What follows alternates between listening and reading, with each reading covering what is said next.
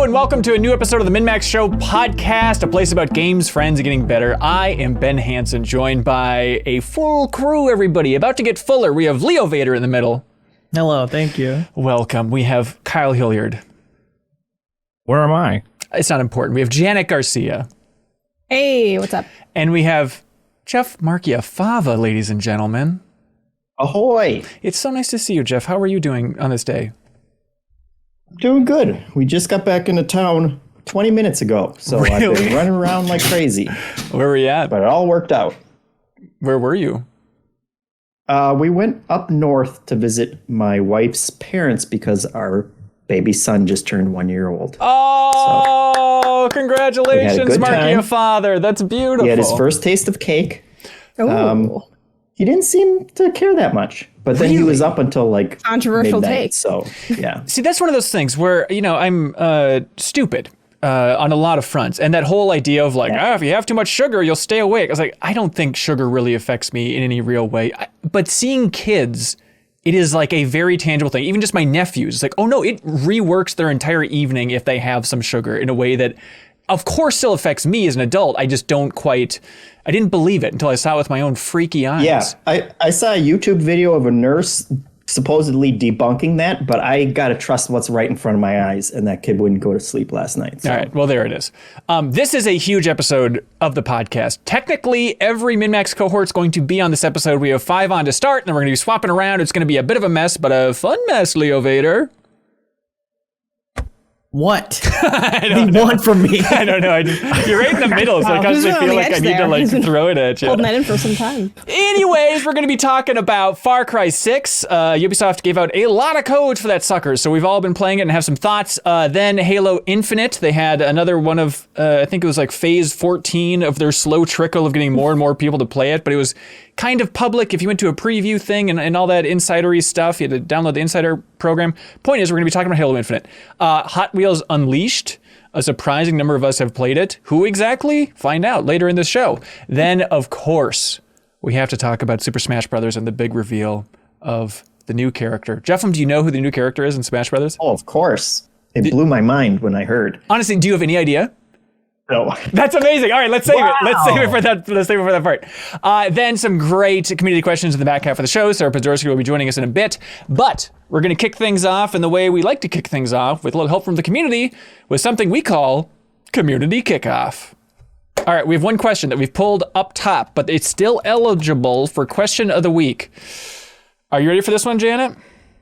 Yes. Okay, it goes on something like this. Okay, Empiric Unicorn writes in, submits this question over on patreon.com/MinnMax with 2 wins. Empiric Unicorn says, hey CLCs, what game world/level do you think would smell the best? Simple, effective question. Just a good smelling game world/level. What's that I forget the name of the Mario game, but the one where all the worlds are named after foods. There's like the cookie area and there's like a cake area. I mean, is that... Well, the one I'm thinking of is Sweet Sweet Galaxy from Super Mario Galaxy, which is basically like your big guy little world and, you know, running down a obstacle course of like cookies and cakes and different sweets and stuff like that. See, I thought about that too, because there's that cooking level in Super Mario Odyssey, but I think that's a fatal flaw with this question. And Leo, I see you nodding in a way that it means you can only agree with me, because if you go all food level, that stuff has been there for perhaps thousands of years. This is in Galaxy though, it's specifically like candy. The one in Odyssey is like, it's cake. You know, there's different foods and stuff. Soup. There's carrots that can go bad. But here it's all sugar based. So you're saying I think everything's coated in magic though, right? Or it doesn't go bad. Because if that was true when we got there, it would be disgusting already. Even then, I think if you're just looking at food, like, you know, like food, I'd imagine a lot of commercials isn't actually tasting that good. It's just they make it look really good, but it's probably been sitting on there and it's probably cold. I think the same would be true like in a Mario level. Like literally put shoe polish on chicken to make it look like it's been oven roasted. I can't eat it any other way.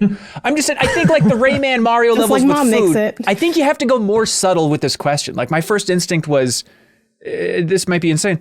I was going to Peggle, like opening levels of Peggle where it's like Lake Geneva in the background, just nice, crisp nature. Or okay, What okay. a Midwest answer. No, there's issue. animals. There are animals present. There is a unicorn. Yeah, it's a unicorn that like craps rainbows that also would smell good. Done. Yes, Leo. You think Peggle unicorn smells good? He's stuck in that little circle. He hasn't been able to get out in years. I bet Bjorn smells good. Absolutely. I would put money on that if anyone wants to take that bet. But Leo, query? Yeah, no, that's the unicorn throws it off for sure. I was going to say the same thing if we're talking opening levels of Peggle. But it's interesting that so many of us, I was leaning Super Mario Odyssey too. I feel like there's got a lot of good smelling levels in that franchise. What's going on there? Yeah, I think everyone's just really hungry because everybody in Nintendo has just been working way too long in all those Mario games. So they're like, what if there's a donut plane? Oh, just get me out of this office for the love of God. Yeah, and that's like, I don't know why I forgot, like Super Mario World. Yeah, that's what I was talking about. Where there's like donut planes, there's like the chocolate island, there's a few other ones as well. So I think that's up there. And if we're assuming that everything is magical and not disgusting, that one Mario Kart 8 level where you're like driving through like, it's like it's not Peach's Castle, but it's like it's everything's all like baked goods everywhere. Right. Okay. It's like the Sugar Rush from would... Wreck-It Ralph level. Yeah, you got like tires and like diesel engines though. That's what I was thinking, but like, I don't know, how souped up are these? I mean, there's a Mercedes in that game, right? So like maybe it would be disgusting. Like there'd be like skid marks everywhere. And stuff, but what if there's a air freshener in the Mercedes hanging from the mirror? That's a new car smell in Mario Kart 8. Yeah, any game with one air freshener, I think, is the answer to Empiric Unicorn's question here. Hold on, is the answer Gran Turismo? Just because it's all new cars? Nothing but new cars. A couple like entries, they like don't even take damage, so they're like all definitely new. That's a solid one. I still think the question was level though, right? Yeah, level / world. You know, it also included a whole section about which character do you think smells the best. I'm like, that gets a little creepy if we're like shoving our nose into Crash Bandicoot's armpit or whatever. Like, yeah, we're better than that. But thank you. Why'd you have to go for that immediately? There's so many steps you can take before that. Clearly not better than that because you still said it, Hanson. Dang it! You put it in everyone's mind. Empiric Unicorn! Thank you for submitting a question over on Patreon. All right, here's the thing. We're not talking about Metroid Dread on this episode, no matter what, but here's a couple minutes about Metroid Dread. We have not played it yet. Reviews are out. Thank God they are very, very good. It's fantastic to see. Congratulations, every Metroid fan out there. We all did it together. We're not talking about it in a big way on this episode because we're going to be talking about it in an even bigger way with The Deepest Dive on Metroid Dread. So it's going to be a huge community game club discussion. If you want to join this experience and actually remember bits and pieces of the game that normally you would just fly right through, but with The Deepest Dive, you get to slow down, discuss it all in a huge community game club. You can join The Deepest Dive by heading over to Patreon, and even that $2 tier. You can jump in and submit a comment about the game's first half. We're going to have a post up on Patreon on October 11th. You submit a comment about the game's first half. We'll read it on the show. You can also unlock the podcast version of The Deepest Dive on Metroid Dread. It is going to be the best, most thorough discussion about Metroid Dread on the internet. So for the first half, you're going to stop after you defeat the 4th enemy. Now, Leo, I know what you're saying. 4th enemy? That doesn't seem like too long, right? Don't put words in my mouth. Okay, sorry. Emmy, everybody, the big like robot things. After you defeat the 4th one, that's when you head over to Patreon and submit a comment for us to read on the show. It's going to be a lot more fun to play as a group. We're going to have dear friend of the show and super fan of Super Metroid, Joe Juba, joining us for that adventure. And also Kyle and Janet on her first Deepest Dive. Yeah, should be a blast. So head over there and support us on Patreon to join in the adventure for The Deepest Dive in Metroid Dread. And then also, of course, we'll be talking a little bit about it next week for the main show. But, all right, the big thing here, Far Cry 6 is out this week. A lot of us have been playing it. Reviews are out. And this is one of those where, even before I started playing it, I wrote down the note in my phone that said, you already know the review for Far Cry 6 before you read anything, before you play it. You know exactly what everybody's going to say, which is a very simple thing of, yes, it's more Far Cry. And some people are burned out on that. Some people are not. But I just, from my high level perspective, it seemed like people in the Slack might be more positive on it than I thought. But like, Leo, where are you at with Far Cry 6 so far? I'm hotter than I expected. There we go. I was with you on expectations, but I think honestly at this point I'm maybe 8 hours in at this moment. Yeah. I think it's getting a bad rap for being just like other Far Cries. To me, it feels more like a throwback to Cry 2, but with a lot of the quality of life changes of the newer Far Cries. What about that? Just more systemic stuff, or what does that mean when you say Far Cry 2? I mean, like, more grounded, more like on the boots on the ground in the middle of this big conflict rather than this like superhero that's flying all around it. Right. I guess I'm more intimidated by fewer enemies, which I think is a good sign, because there's mechanics now where you're like scouting out areas like always, but you're seeing this person's weak to this type of ammo, this person's weak to armor piercing, this person's weak to poison ammo, and then like planning your loadout and how you're going to move through it to take them out the most efficiently. Like having it a bit more slowed down and a bit more thinking, I've really been enjoying. Yeah, and where I'm at now, I'm like 4 hours in or something, or it's like, okay, it's kind of cool that they have some of those light Shadow of Mordor elements, at least, of like trying to make you analyze the situation a bit more and find out these weaknesses. But where I'm at so far, it really hasn't been important. But like, I don't know, as the game goes on, you think it gets more and more important? Necessarily. I think it's something that I've read in reviews, people saying, you know, it's an interesting system, but it doesn't matter. You can still just use any ammo on anybody. And that's true. But it's very satisfying to use the right ammo and have an easier time because of it, you know? Yeah. Janet, you've been playing a lot of this. Where are you at right now? I'm like, I live in Yara. Like, I'm never going to escape. Castillo's regime is just it's too down packed. But I'm like, oh my God, I got to be like at least 20 hours into this thing. Oh, nice. I'm really far in. I think after this quest line, I'll be at whatever like the end situation is. And I don't know if the end's going to be like one thing or like that was part one. Like, I'm really afraid that there's a lot more. But yeah, I'm really deep into it. What do you think?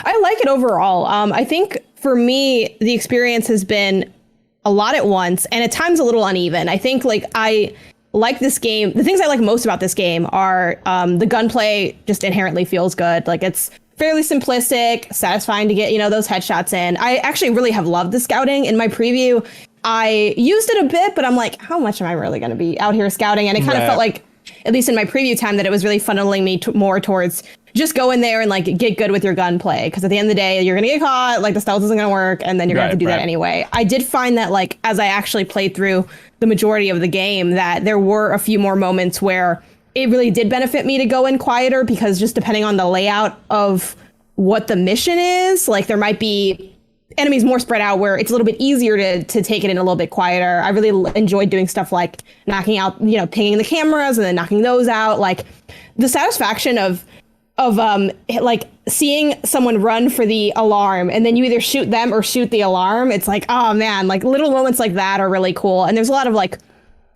silly, fun, dumb stuff in there that I enjoy, like the amount of different like horses and vehicles you have, like the weird customization. I will say my biggest con at this point is probably just because there's so much, the campaign at least does feel a little bit bloated at times. Like there are missions that are like, this is the same mission, but now it's a different building. And I'm like, this is the same thing. They're like, oh, you're stuck in a room and like it's filling with gas.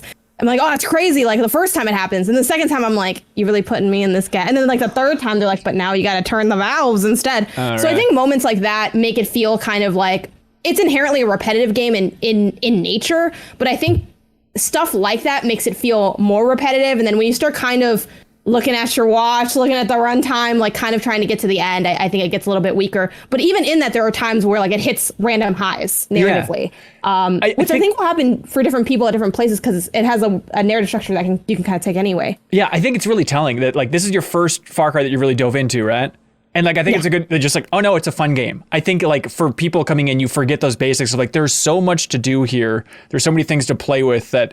For me, at least, it feels weird that in the opening hours, it's still like not really grabbing my imagination. It's weird to be like, here's a bunch of toys, even though it's the 6th time almost we've had all these toys. It's like, I think I'm good. I need some hook to really keep me rolling at this point. Like the main story isn't doing it in a big way. I don't know if that evolves or what as it moves on.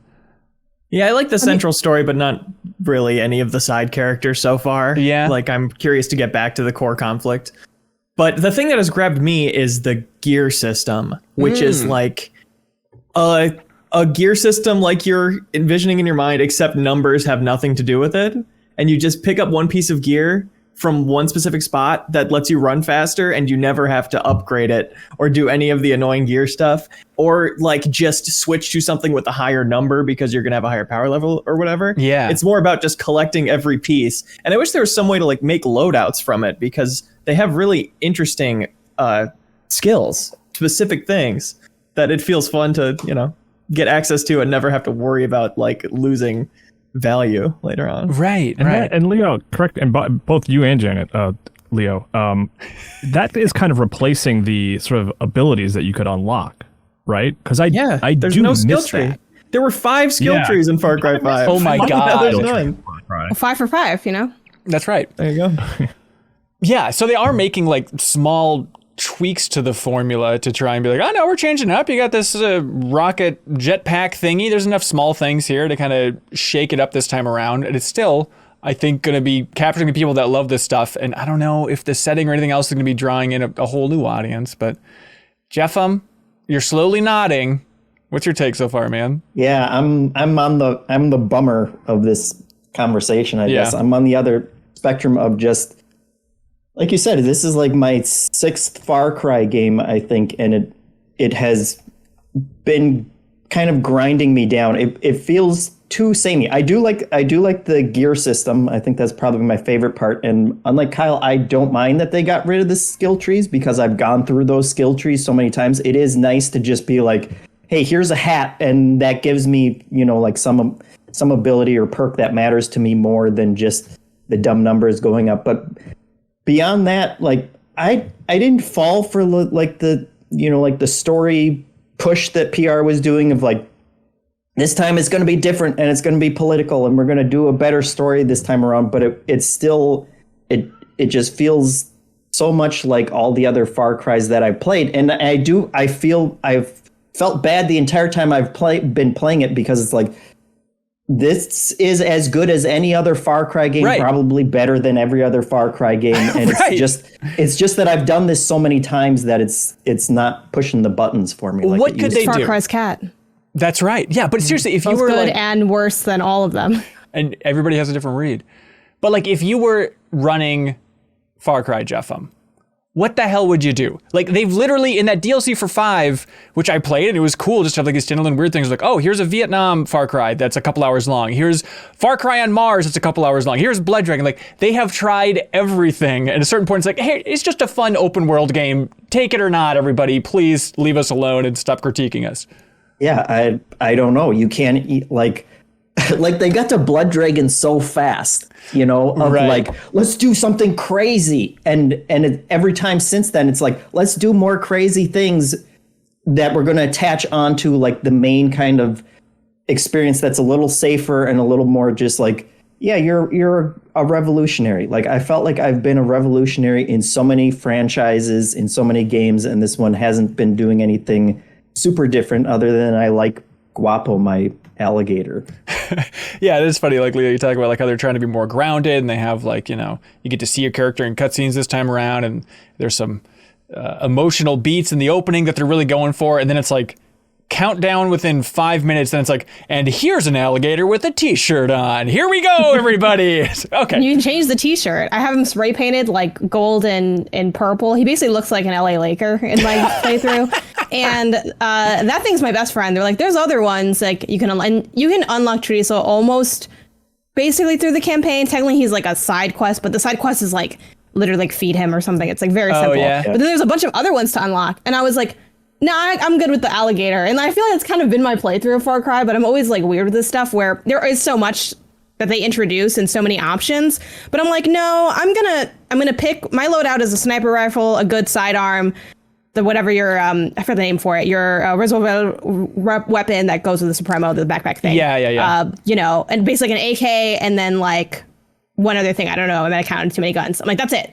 Maybe we'll get better versions of that. Like now the sniper rifle says 4 on it. So it's a better rifle because the game told me it was. That's it. I'm like armor piercing, not armor. I'm like, no, we don't got time. It's just all vibes. Like this gun has a blast round. I'm not really thinking about whether it has a blast round, but I do like that it's easy, quote unquote, enough that you can get away with ignoring some of that stuff, or like Leo mentioned, like you can really lean into it and be very strategic. But I kind of went more for this is a catch-all build, and like Leo, I really, really wish they had loadouts. If they had loadouts, I would totally have, almost like Animal Crossing style wand is what this game needs, where I can go into a situation and say, okay, I want to go in really quiet. So now I'm going to like equip a bunch of stuff with like, it's weaker guns, but these are guns that I can have, my silencer on. Because there are like unique weapons in the game that you cannot mod. And like some of my builds are with unique weapons. So I kind of like, I'm like, well, we're done. Like it's ready now. So I wish they leaned a little bit more into the dynamics of their own systems and made them more enticing and easy to get into. Yeah, there was like one time I was facing a helicopter for the third time in a short period, and those things are so annoying that I was like, switch to the DLC Blood Dragon gun, which has blast rounds and is hilarious to use. And I put on like special gloves to do more damage to helicopters. And I actually shredded it pretty fast. And that was satisfying. But it just takes too long to go through those menus, especially with the damn ass console cursor menu navigation that nobody likes that every game uses. The only UI that exists and has ever existed, you mean, Leo? Right. Yeah. Much to all of our chagrin. It gives you time to think, while it's panning over.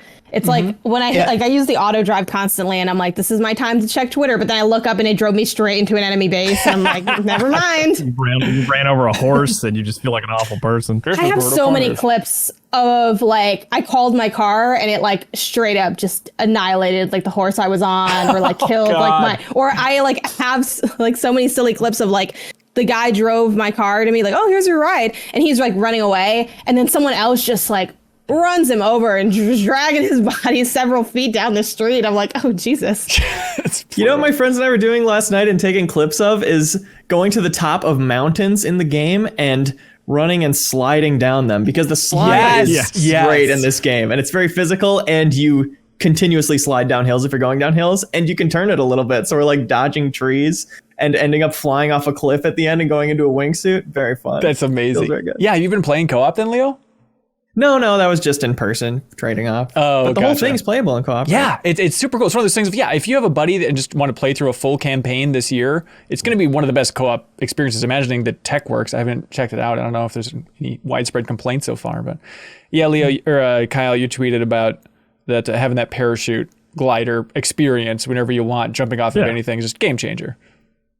Which it's not new to Far Cry. Like that's 4 might be my sort of mechanically my favorite one, because you can get like a gyrocopter and a wingsuit and a parachute. I think the gyrocopter was not in 3, if I remember correctly. Right. So yeah, I mean, once you get that and you can leap, and I mean, that's great. That's all I want. I just want to be able to jump from really high heights and not die in a video game. That's like my favorite thing, We've got you covered, man. Hanson, have you gotten the wingsuit yet? Have you gotten that far in the game? No. Like I just got off kind of the first island, more or less. Okay. Yeah. So when you get the wingsuit in this like little friendly town, it's actually a place where you play in the third person perspective. What? And there's really? a woman there.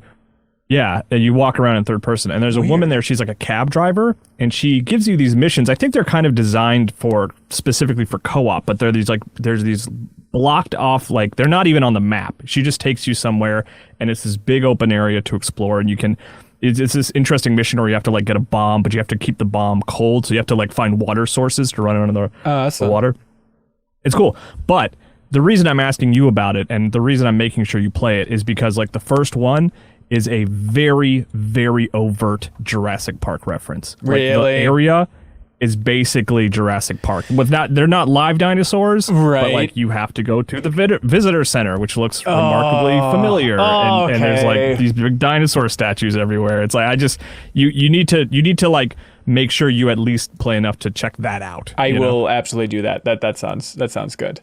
Mission design in general is good. Like I just want to say, for all the critiques it gets of being just another Far Cry and like just another checkpoint clearing thing, like don't feel like you have to clear every checkpoint. Go do like the treasure hunts instead. Every treasure hunt I've done has been an absolute banger. There's one where you're exploring this like flooded underground nightclub. There's one where you're swimming around this like creepy jellyfish cave that looks like nothing else in the game. I think some of the side missions are really enjoyable. Oh, that's awesome. Hey, am I nuts? Is there no option for Spanish audio in this game? I was looking around for a while. I couldn't find it because it's one of those. After a while, I was like, God, I would just like to. I don't know if it's just like the main character's voice isn't working with me, but like I just feel like I would like this game so much more if it was all in Spanish, and I couldn't find it in there, which seemed odd. It seems like Ubisoft would be on top of that because they opened the game with like a million customization options and a million, it's like reading the menu for you right up front. Yeah, default cool. Reads the menu for accessibility. It's really bold in that way. Yeah, so I was digging around for a while, couldn't find it. And giving you the option to choose your color for what items are highlighted as is so great. Yeah, I wish every game I changed that to like the hottest like neon purple that I could find so that I can actually see stuff when it's out there. Interesting theory. Yeah. All right. So I haven't seen many people talk about it. This is a weird thing. Do any of you guys watch Ted Lasso? I don't know if any of you guys watch Ted Lasso. Yeah, but not season 2. Yeah, just started it. Okay. And no spoilers. There's a character named Danny Rojas in Ted Lasso. Yes. Which is the character that's your name, regardless if you play male or female. And it's not that weird that characters in different fictions have the same name, but in Ted Lasso, the huge part of the characterization of Danny Rojas is that he says his name and repeatedly, and he's like, Danny Rojas, football is life. So like every time your protagonist character like introduces himself, they're like, hi, I'm Danny Rojas. It's like, I can't get that out of my head. This like very memorable character from Ted Lasso. I'm sure they were already recording the VO when Ted Lasso started blowing up that everyone's just like, oh no. Or maybe, hey, people talk about it more. I saw a lot of people mention that like around like the preview cycle where they're like, I'd see like someone say Far Cry 6 and then there'd be like a gif of Danny Rojas being like, Danny Rojas, Danny Rojas. Yeah. I loved it. That's so good. I'm curious the timeline about it because they were probably like well into development when that show premiered and became a big hit. And it's a good thing, right? It's fun. What do we all think of Giancarlo Esposito, Gus from Breaking Bad, and the villain and everything under the sun at this point? Is he doing it for anybody? Fun. I actually do think his performance is actually pretty good. I mean, I think my beefs with Giancarlo's casting are the beefs I always have, which is that he's like not a Latinx person who takes Latinx roles. Right. He's actually done an interview explaining that too. Someone asked him like, hey, what's with that? It was like years ago. And he basically said that he feels like there aren't enough Latino actors to do it, so he just does it himself.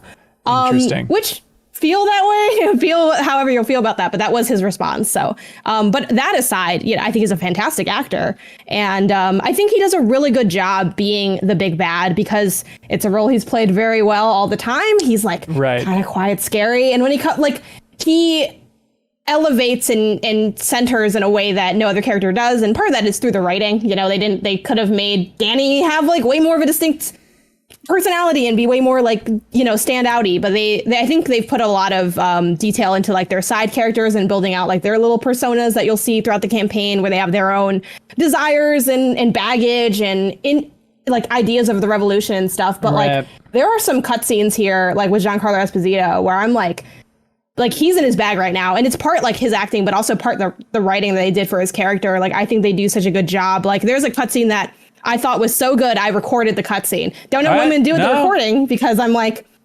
I don't know. Like, I just thought it was a fun scene, but like, he has a lot of like nice little speeches about sort of what his intentions are and like his willingness to be evil in the context of the evils that have existed in the world. And even though like it's Far Cry, so they're out here like, you got a horse and it looks like a zebra. Like it's definitely that's the game. But there are these little pockets of like interesting ideologies getting tossed around. Like he has this, without too many spoilers, he has a speech where he's like, oh, like you're coming at me about how I build Yara. Like, is America built off slave labor and prison labor? Like, what do you call that? And it's like, it's just like, I'm like, damn, like this is like, it's going there. And then, we're back to like the horse zebra, but it has those fun little pockets of intrigue. See, Jeff, it's political now. It's everything you wanted.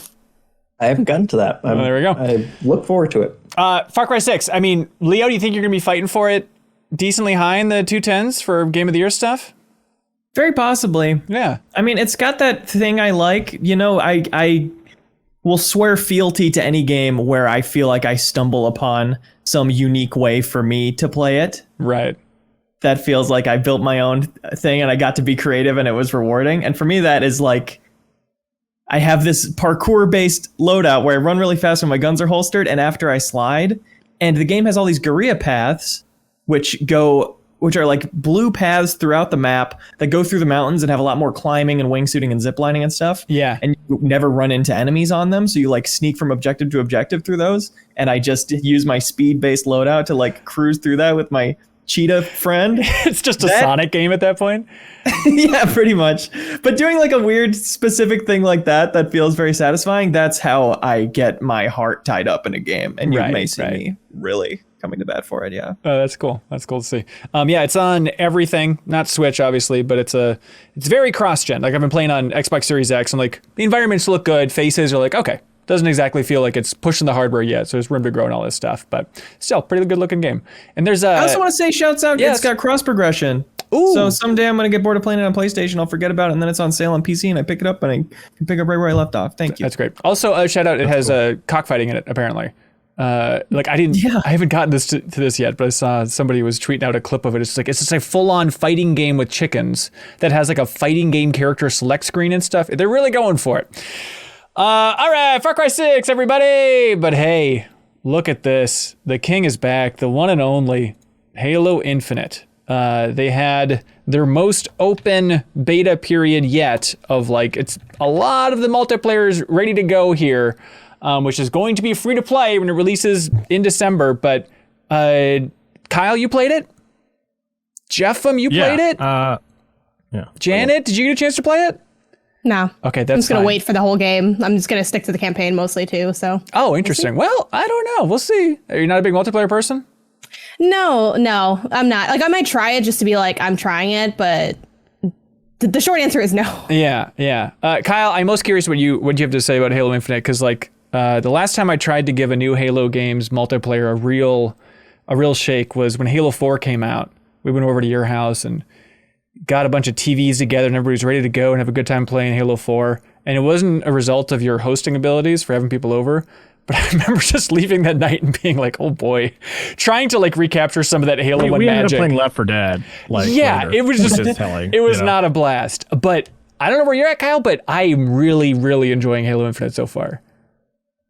Yeah, it caught me by surprise. Like Janet, I'm not really a big multiplayer person, and Halo is kind of the exception. Yeah. Like Halo 2 and 3 and Reach were huge for me. I played a ton of those. And it's one of those things I can't even really totally put my finger on it, but something about Halo Infinite, it's like this feels like old Halo, like more than 5 or 4 even came close to. This is nostalgic for me. I don't know what they did.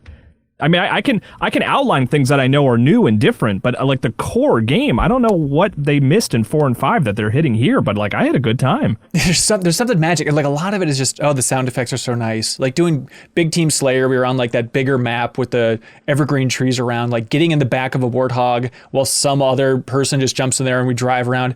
I had a huge smile on my face, which is pretty rare for me with multiplayer games. I'm like, all right, this is it. I think this one's breaking through. Yeah, I mean, I think, gosh, what is the Riot shooter? I can't think of the name. Valorant. Yeah, like, and Overwatch to a certain degree. I feel like those games, I played a decent amount of those, but the thing about those is like they go so quick, right? Like you get killed so quickly, and it was sort of nice to get into these gunfights that last a little while, and you can get out of them. Like you can jump out of them, you can get to cover and like toss a grenade, like.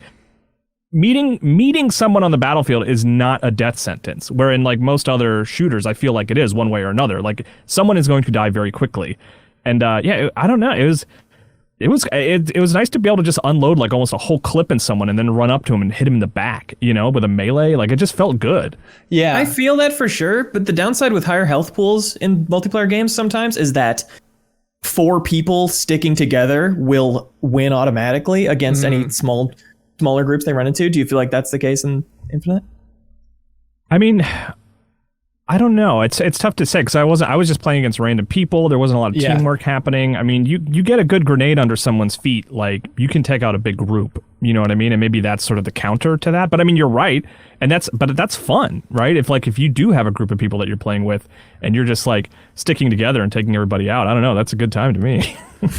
For the group of 4, for sure. Yeah. That's all that matters. Is your experience. Yeah, Jeff, it's interesting. Like, we just did the deepest dive. Feels like we just did. I guess it was a while ago now. The deepest dive on Halo 1, and we had a whole episode just talking about the multiplayer. And like this game, you're right, Kyle, like it feels like Halo 1, but obviously it isn't. I mean, you're looking at the sights, you're sprinting all over the place. It's so much faster and stuff. But like, do you feel like you were back in the groove there, Jeff, with the little bit you played? Sort of, but I don't know that I enjoyed myself. Oh yeah. Like I think they'd made the absolute right call in trying to capture the older nostalgia of it, and it did feel like the older one. I just don't know that I enjoyed it as I was playing it. But I think the test would be like with going back to Halo, we played that with our community. Yeah. And we were all, we could all hear each other because we were all on headsets and whatever. I think I need that kind of experience to actually enjoy it.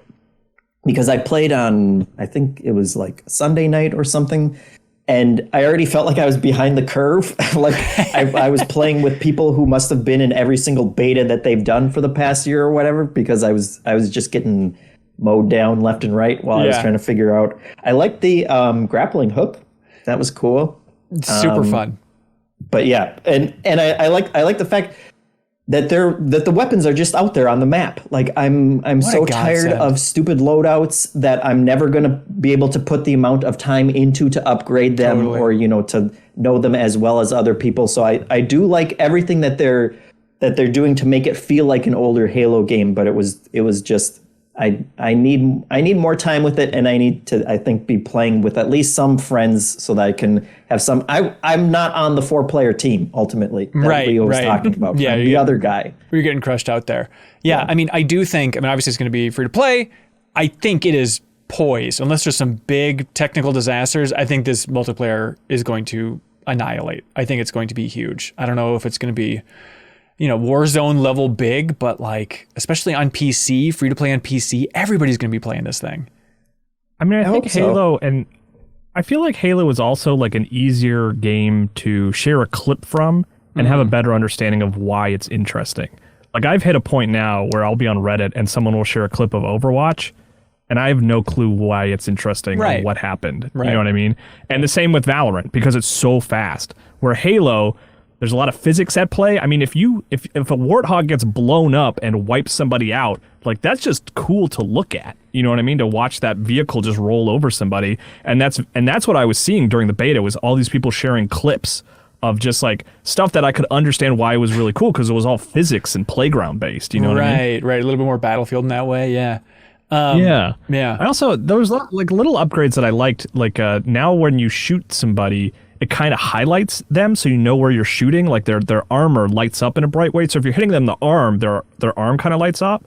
And that was actually making it a lot easier for me to shoot people in the head, because you could tell much easier when you were shooting people in the head. And that was like one of those like small tweaks that I was like, oh, I really like that. Yeah, and the small stuff too. Like, obviously we talked about it before, but it's the weird idea of it's no longer red versus blue, because they're playing so much into customization for this game that they have like, what is it? It's like the opposite team has a certain it's like a red outline versus blue outline. Right, exactly. And then the color inside can be completely different, which is a little bit jarring at first, but I think the system works well, and I think it's worth it ultimately. I know they're gonna, they're trying to nickel and dime us to some extent with, some unlockable, just aesthetic stuff and whatnot. But like, still, I thought it was impressive that even just in this little test, I went in there and designed my own character, and like there was enough fun stuff where I ended up caring about what I look like. Like, you can attach like prosthetic limbs. You just have like cool metal arms and legs on your soldier and stuff. Like, there's enough in there. It's like, okay, mission accomplished game. I normally don't care about this stuff, and I left actually caring about what my character looked like. Music, they're going right into it. You boot up at least this technical demo. It's just, here's the Halo theme on blast right at the title screen. What do you want from us? But then the rest of the music, and especially like in the menus after that, Kyle, I don't know if you noticed this, but it's like, it sounds like explosions in the sky or something. It has like a really beautiful tone to it that I'm all on board for. So Halo Infinite, we'll be talking about it a whole lot more in the future, everybody. But so far, feels good. I'm still, just to put this out there, just so I seem maybe like a genius someday, I'm still not convinced that campaign's hitting in December. I know they just reiterated it, but like, this silence is getting big, and that thing's going to be coming in hot. And there's so much goodwill about this multiplayer. If they just led with this compared to a campaign that isn't quite fully cooked yet, it could really hurt the multiplayer. And so I wouldn't be surprised if that campaign somehow is delayed and you just download it after the fact. But who knows?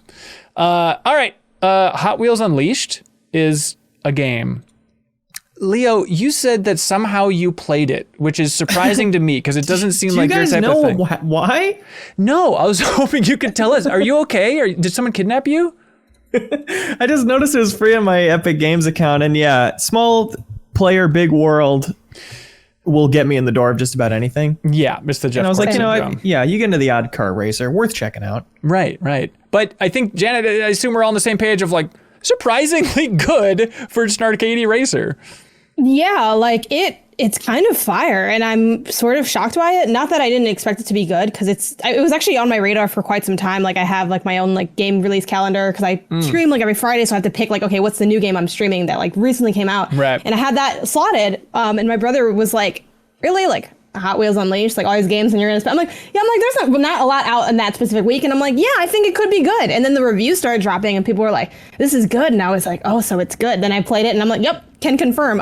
It's surprisingly challenging. I was not expecting to have to really try, because like I thought it'd be a little bit more like of a like car, I guess it's more it feels more like because people ask like if it feels more, it's not like, it doesn't feel like a sim necessarily by any means, because it's not realistic, but like you gotta be better. Like it's not as easy as like Mario Kart is or something, but it's also not as specific as like Crash Team Racing is, where you have to like really be a specific kind of driver. But it does have a bit of pushback, and since like unlike something like Forza Horizon, which I love, but like I cannot drive, so I just be rewinding in that and we just figure it out. But this doesn't have, this is like you gotta stay on the track. Like you really have to have a pretty clean race to place, unless maybe you knock it down to easy, and then I think it's like way easier. But yeah, I was like, oh, I have to step it up here. Like I have to actually get good at driving this thing. Yeah, and it's interesting to like have those ideas of like, okay, it's all about the boost. You're building up boost by sliding around and stuff, and then also it's like it's the type of racer which is, first of all, having boost that separates it in a huge way. And then it's like, oh, also you're going to be doing tricks. Like if you do barrel rolls and stuff over jumps, you're going to be gaining your boost a little bit more. So it feels, Kyle, do you remember Rumble Racing, that old PS2 game? I think it's the one where you chose the van.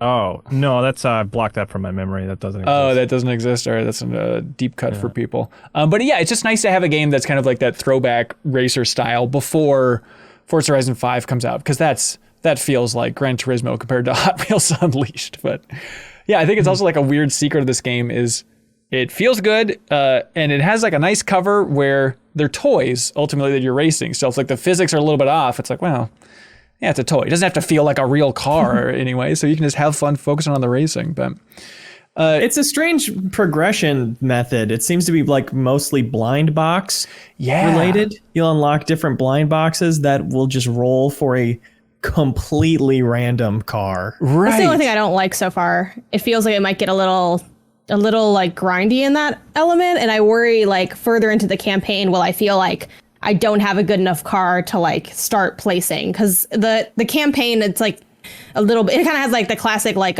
children's placemat type map where it's like very like cute and basic looking, and you just kind of select in, you have your levels and your objectives, which you can place top 3 or like get first, and it'll like fill and you'll get like XP or whatever for it. But yeah, I wonder how rough it's going to be to actually finish it. But I think the process of driving and stuff is super fun, and like the course design is awesome because it's Hot Wheels. So if you've like grew up on Hot Wheels and used to set up those courses, like you have done that. It's like people in my chat were like, it's like Mario Kart Home Circuit, but now it's back into being a pure game and not like having this. It's like this weird. Yeah. So I really like that element of it. Like I remember playing with Hot Wheels a bunch as a kid, and like we'd set up these little courses in my house, and that's how I got like this little dent in the wall where I like flung the car, and it like again never could drive is the story, the moral of the story, but like flung a little dent into my childhood bedroom wall, and racing down the hallway, and like like it's super fun, and it captures some of that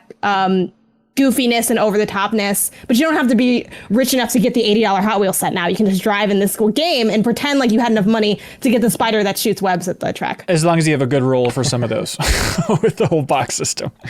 And you can get the $50 game and the $30 season pass. Right. That experience. And then it's just magical. And Jeffem, this game's up your alley, because you get to decorate your man cave in it. They have like a whole basement decoration system, which is kind of cool. What's that game? That cooking game? Cook Serve Delicious has like you can make your own custom kitchen in there. Oh yeah. So I was like, Cook Serve Delicious vibes. Hell yeah, I'm here for this. Yeah, it's like there's a weird pocket here where Hot Wheels Unleashed coming out around the same time as Cruisin' Blast, which, Kyle, I won't look at you. I know technically it was published by Game Mill, so we won't acknowledge it in any way. Well, distributed by Game Mill. Distributed by Game Mill, where Kyle works. But also, it's like a surprising number of people have been like, Cruisin' Blast is a super fun, simple, arcadey racer. Like, people are all hot and heavy over that main theme in Cruisin' Blast, but then even I was literally thinking it, like, come on in, let's go cruising. Like, if you don't sing that, like, when you see a fellow Cruisin' Blast player, like, did you even really drive that fire truck down through the donut crossing Los Angeles? No, you're a poser. I really encouraged. I told Raw Thrills, the developer, I was like, you guys need to get that up on YouTube. But there's like, rights issues with music. It's always so complicated. I don't understand it. But Kyle, just to no one does. That's the problem. Just to separate this from you entirely, like the level of Cruisin' Blast hype was like, Dan Riker was over here for Tim Turry's wedding not too long ago. And not like on a stream or anything, but Dan was just like, we got to play Cruisin' Blast together. Like, we got to just play this game. It's like, really? Like, I like the Cruisin' games, but like to that level that Dan's like pulling me aside at a wedding. During the middle of the ceremony, he did this. He says, we got to play right now. Like, I have something to say. Not enough of y'all playing Cruisin' Blast. Yeah, but it's all building towards Forza coming out. That's coming out soon. It's like November 5th, I think. So that'll be a fun time to jump into that sucker. But good games all around. Leo, we're going to let you go, but before we do, you gave a reaction to one of the community questions this week, and I just want to hear your answer for it, because Sean Mills wrote in and asked, what's the scariest thing you've ever seen? And the fact that you came in and said you wanted to answer that, I'm like, oh, I'm so excited for Leo's scariest thing. It's something if it's mentionable, it's manageable. I just needed to talk about it. Okay. So spoilers for the movie Gerald's Game. What? Okay. There's a part in Gerald's Game. Gerald's Game real quick. Is that the Pixar short where they play chess? That's the Jerry's Game. Oh, okay. Gerald's Game is directed by the Haunting of Hill House dude, Mike Flanagan, and based on a Stephen King book. Anyway, lady's handcuffed to a bed, starving there, losing her mind, and then in a quiet moment in the middle of the night, she looks over at the corner, and there is a shadow figure in the corner, like you've envisioned in the corner of your bedroom your entire life, and it is the most unbelievably accurate visualization of that feeling where you're looking at it and you're not sure if you're really seeing it or imagining it in that moment. I saw this movie 3 years ago and I still think about it like once a week at least. God, I didn't know that they ever turned that into a movie, because my experience with that was when we did the XCOM Enemy Unknown cover story trip. I remember we were out getting drinks with the producer down at Firaxis, Garth, good guy over there, Garth, and he was talking about how into Stephen King he was. And he said, like, yeah, my favorite story, I forget the name of it, but then he described it, and it was that exact story of like, yeah, it's this woman and she's handcuffed to a bed, and there's just this spooky, shadowy figure in the corner of the room, and then like every night it gets closer and closer. It's like, that is the most effed up thing I could possibly imagine. I was literally watching it with a friend, and we were both quietly staring at it. We're like, do you see that? Is that really something? Oh, God. Horrifying. Horrible. All right, great. Well, on that note, Leo, do you want to clap out of the podcast and be left alone with your own thoughts in your dark, empty house? That sounds good. Okay, bye. Sarah Pozorski. Wow. Wow. Welcome to the show, Sarah. Nice to have you. Good to be back. We have everybody on this show. Kyle, it's crazy. We're all here. It's too much. Oh, also, Jeff, since you've been gone, Sarah Pozorski is now a cohort. Hello. Knew that. I said hello in the Slack channel. That's true. You did.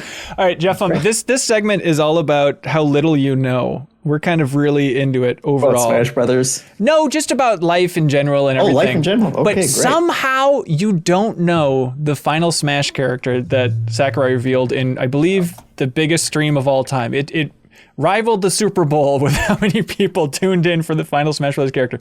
Do you have a sense, Jeff, of if the internet is happy or unhappy with this character?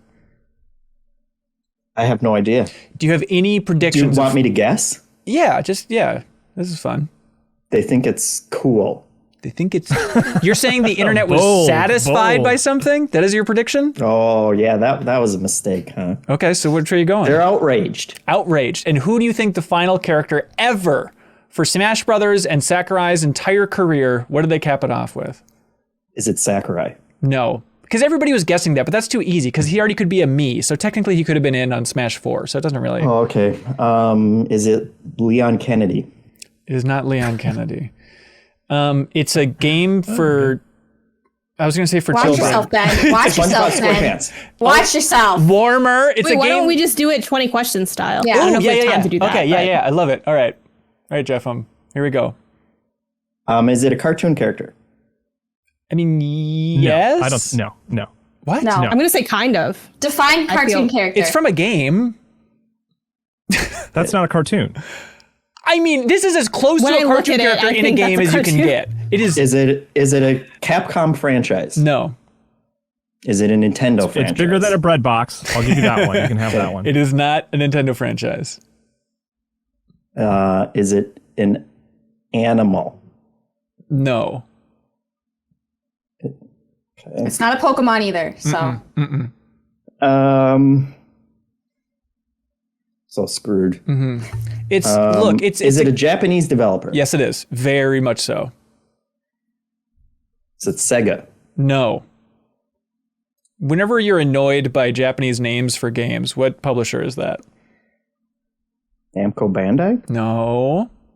Atlas. No. there's so many. Now you get away. It's 20 questions, Jeff. You can't just start guessing. Exceed Natsume.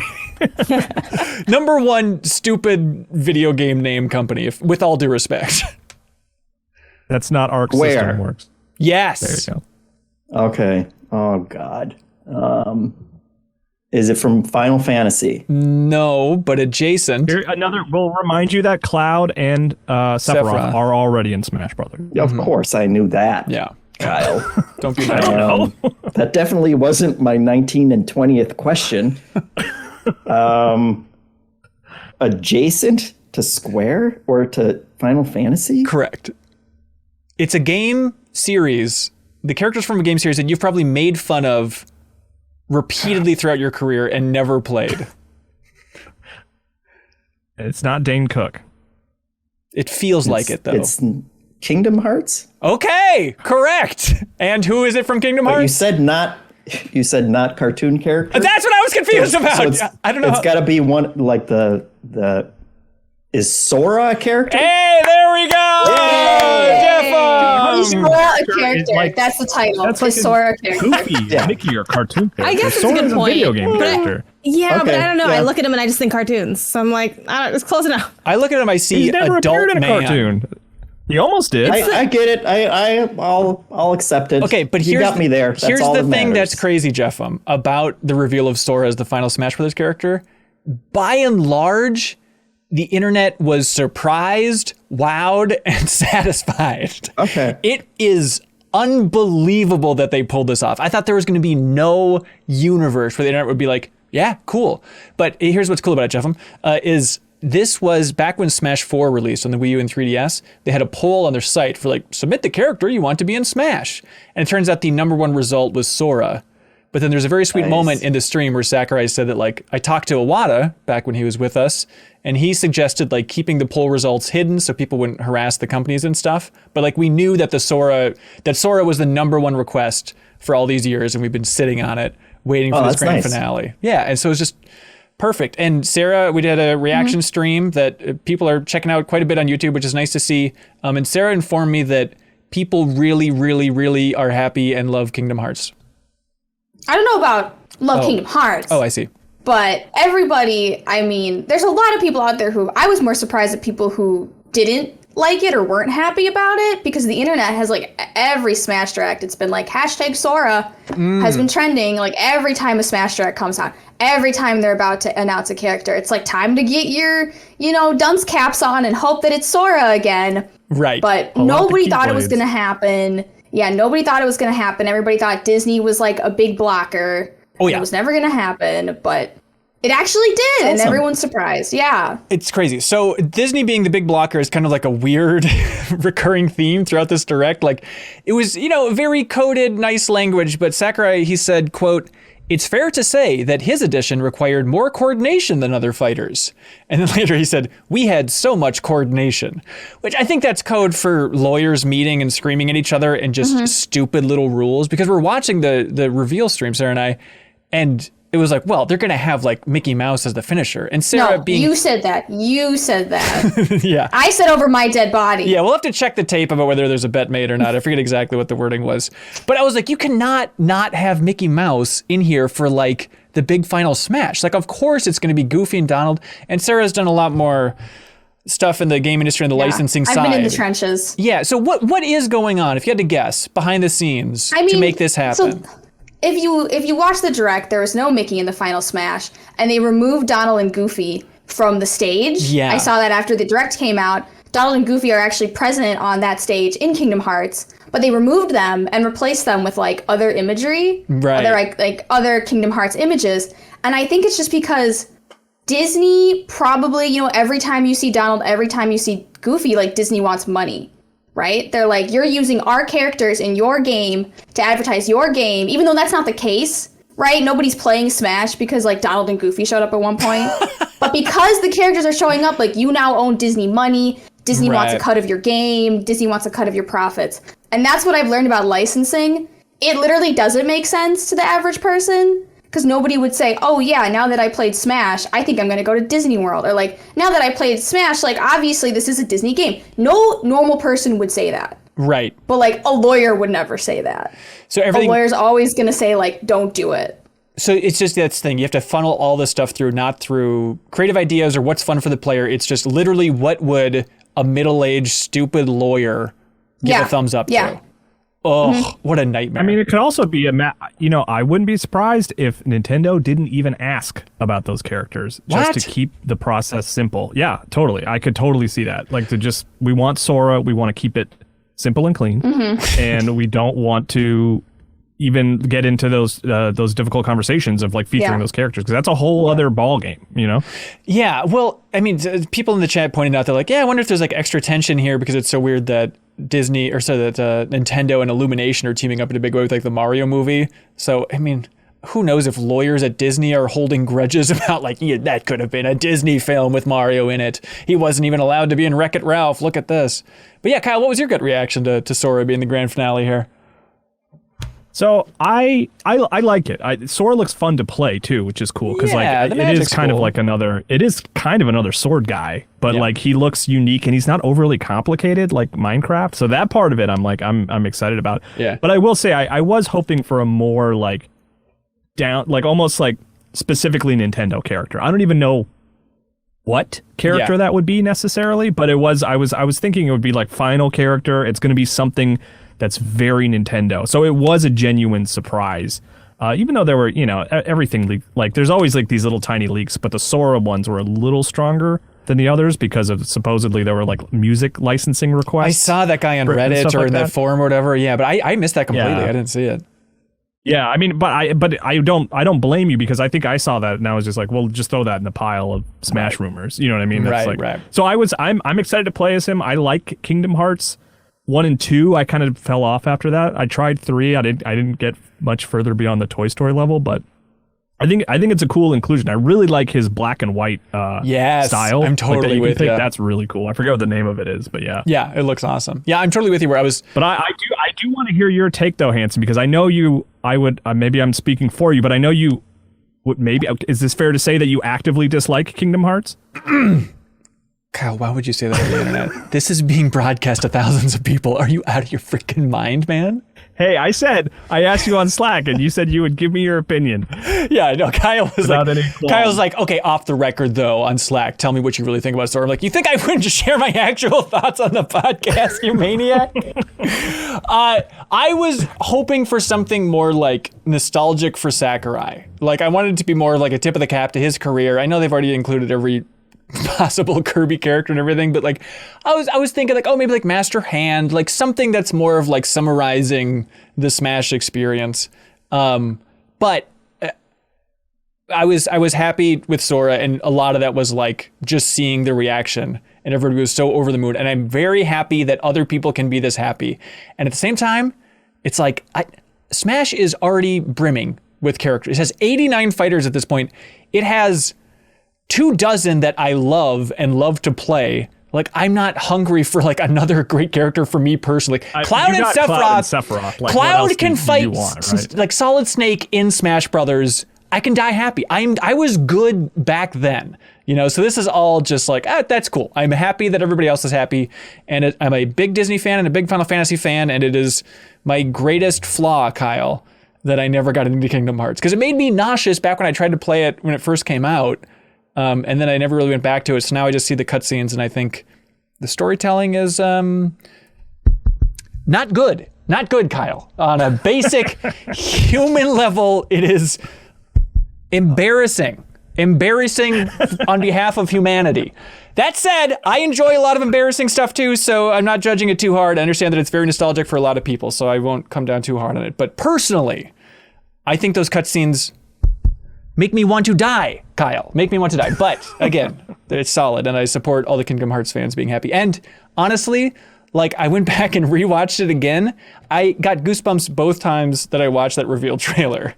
And a lot of it is probably the song, Simple and Clean, which Sarah told me the full backstory of. And it's like, okay, that's effective. That works.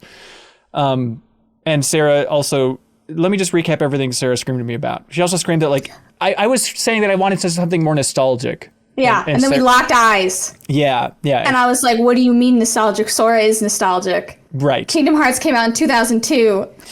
It turns out that was a long time ago, and this is like the #1 nostalgic pick probably for the masses. That's why it was voted so popular, so I'm happy.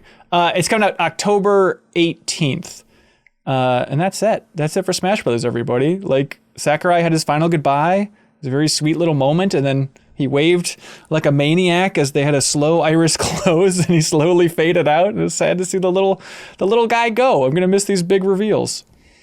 And then Porky Pig came out and said, "That's all, folks. I'm right. actually the last fighter." That's right. Surprise. It was a really amazing moment. No, but Jeff, they had stats at the end. Sakurai is just the best. And he said, he had a line where he's like, I suppose if you keep working on something, someday it will be complete. And then he ran through like all the stats for Smash Ultimate. 89 fighters, 116 stages, 201 items, 1,100 songs, 2,200 characters, and 140 Mii sets, which is basically like 140 other characters if you only care about the way they look and stuff, right? That's it is absurd. Absolutely bonkers. Oh, also, Jeff, this might be more up your alley, actually. I should have led with this. Doomslayer is in Smash. Oh, there you go. Honestly, he's a Mii set. Like, they had a screenshot in this of the Doom guy choking Mario out. Like, it's really something. Yeah, somebody wrote in with a community question for later too, where they said that, like, hey, does John Drake at Disney not get enough credit? Like, kind of putting all this on his table, and who knows how much he's doing over there, but it's fair to say that, yeah, he went over to Disney, and Disney has been moving and a shaking over the last year, coming up with these crazy deals and making a lot of fans happy in a lot of different ways. And so who knows? Like, I've definitely talked to John Drake before and been surprised about how many big deals he's been a part of in the past in the industry. It's like, oh, he is a guy who gets stuff done. And so whatever small hand he had to play in this happening, God bless him over there. Well, him, the other John Vignacchi, who works at Nintendo now, who's also a former Disney guy, both of them were tweeting a lot of just like huge sigh of relief. Yeah. Finally, I can talk about life again because I've just been having to be so secretive about this, you know? So yeah, it was fun to see that. Yeah, for sure. So he's coming out October 18th, and then that's the end of Smash. Also, thanks to Easy Allies, as Blood over there on Easy Allies said something that maybe I knew at some point, but I completely forgot. Kyle, did you remember that Olimar is supposed to be Mario backwards? But okay, Sarah, this is where we need you. Yeah, because it's in Japanese, it's Mario backwards. Is that not the case? Is it like katakana? It would be Mario backwards. It would be Orima. So it'd be Orima. So there's like an L that appeared in English. Right. But I guess it would track in the Japanese. Okay. All right. That's probably one of those little tidbits I learned right when Pikmin was releasing or something. I was like, oh yeah, that's a cool little detail. All right. Yeah. If you drop the L. Yeah. It is right. Okay. So there's a little L that's snuck in there that doesn't make it work as well. But that makes more sense than Orimo or whatever it would have, or Orima that it would have been in English. Right.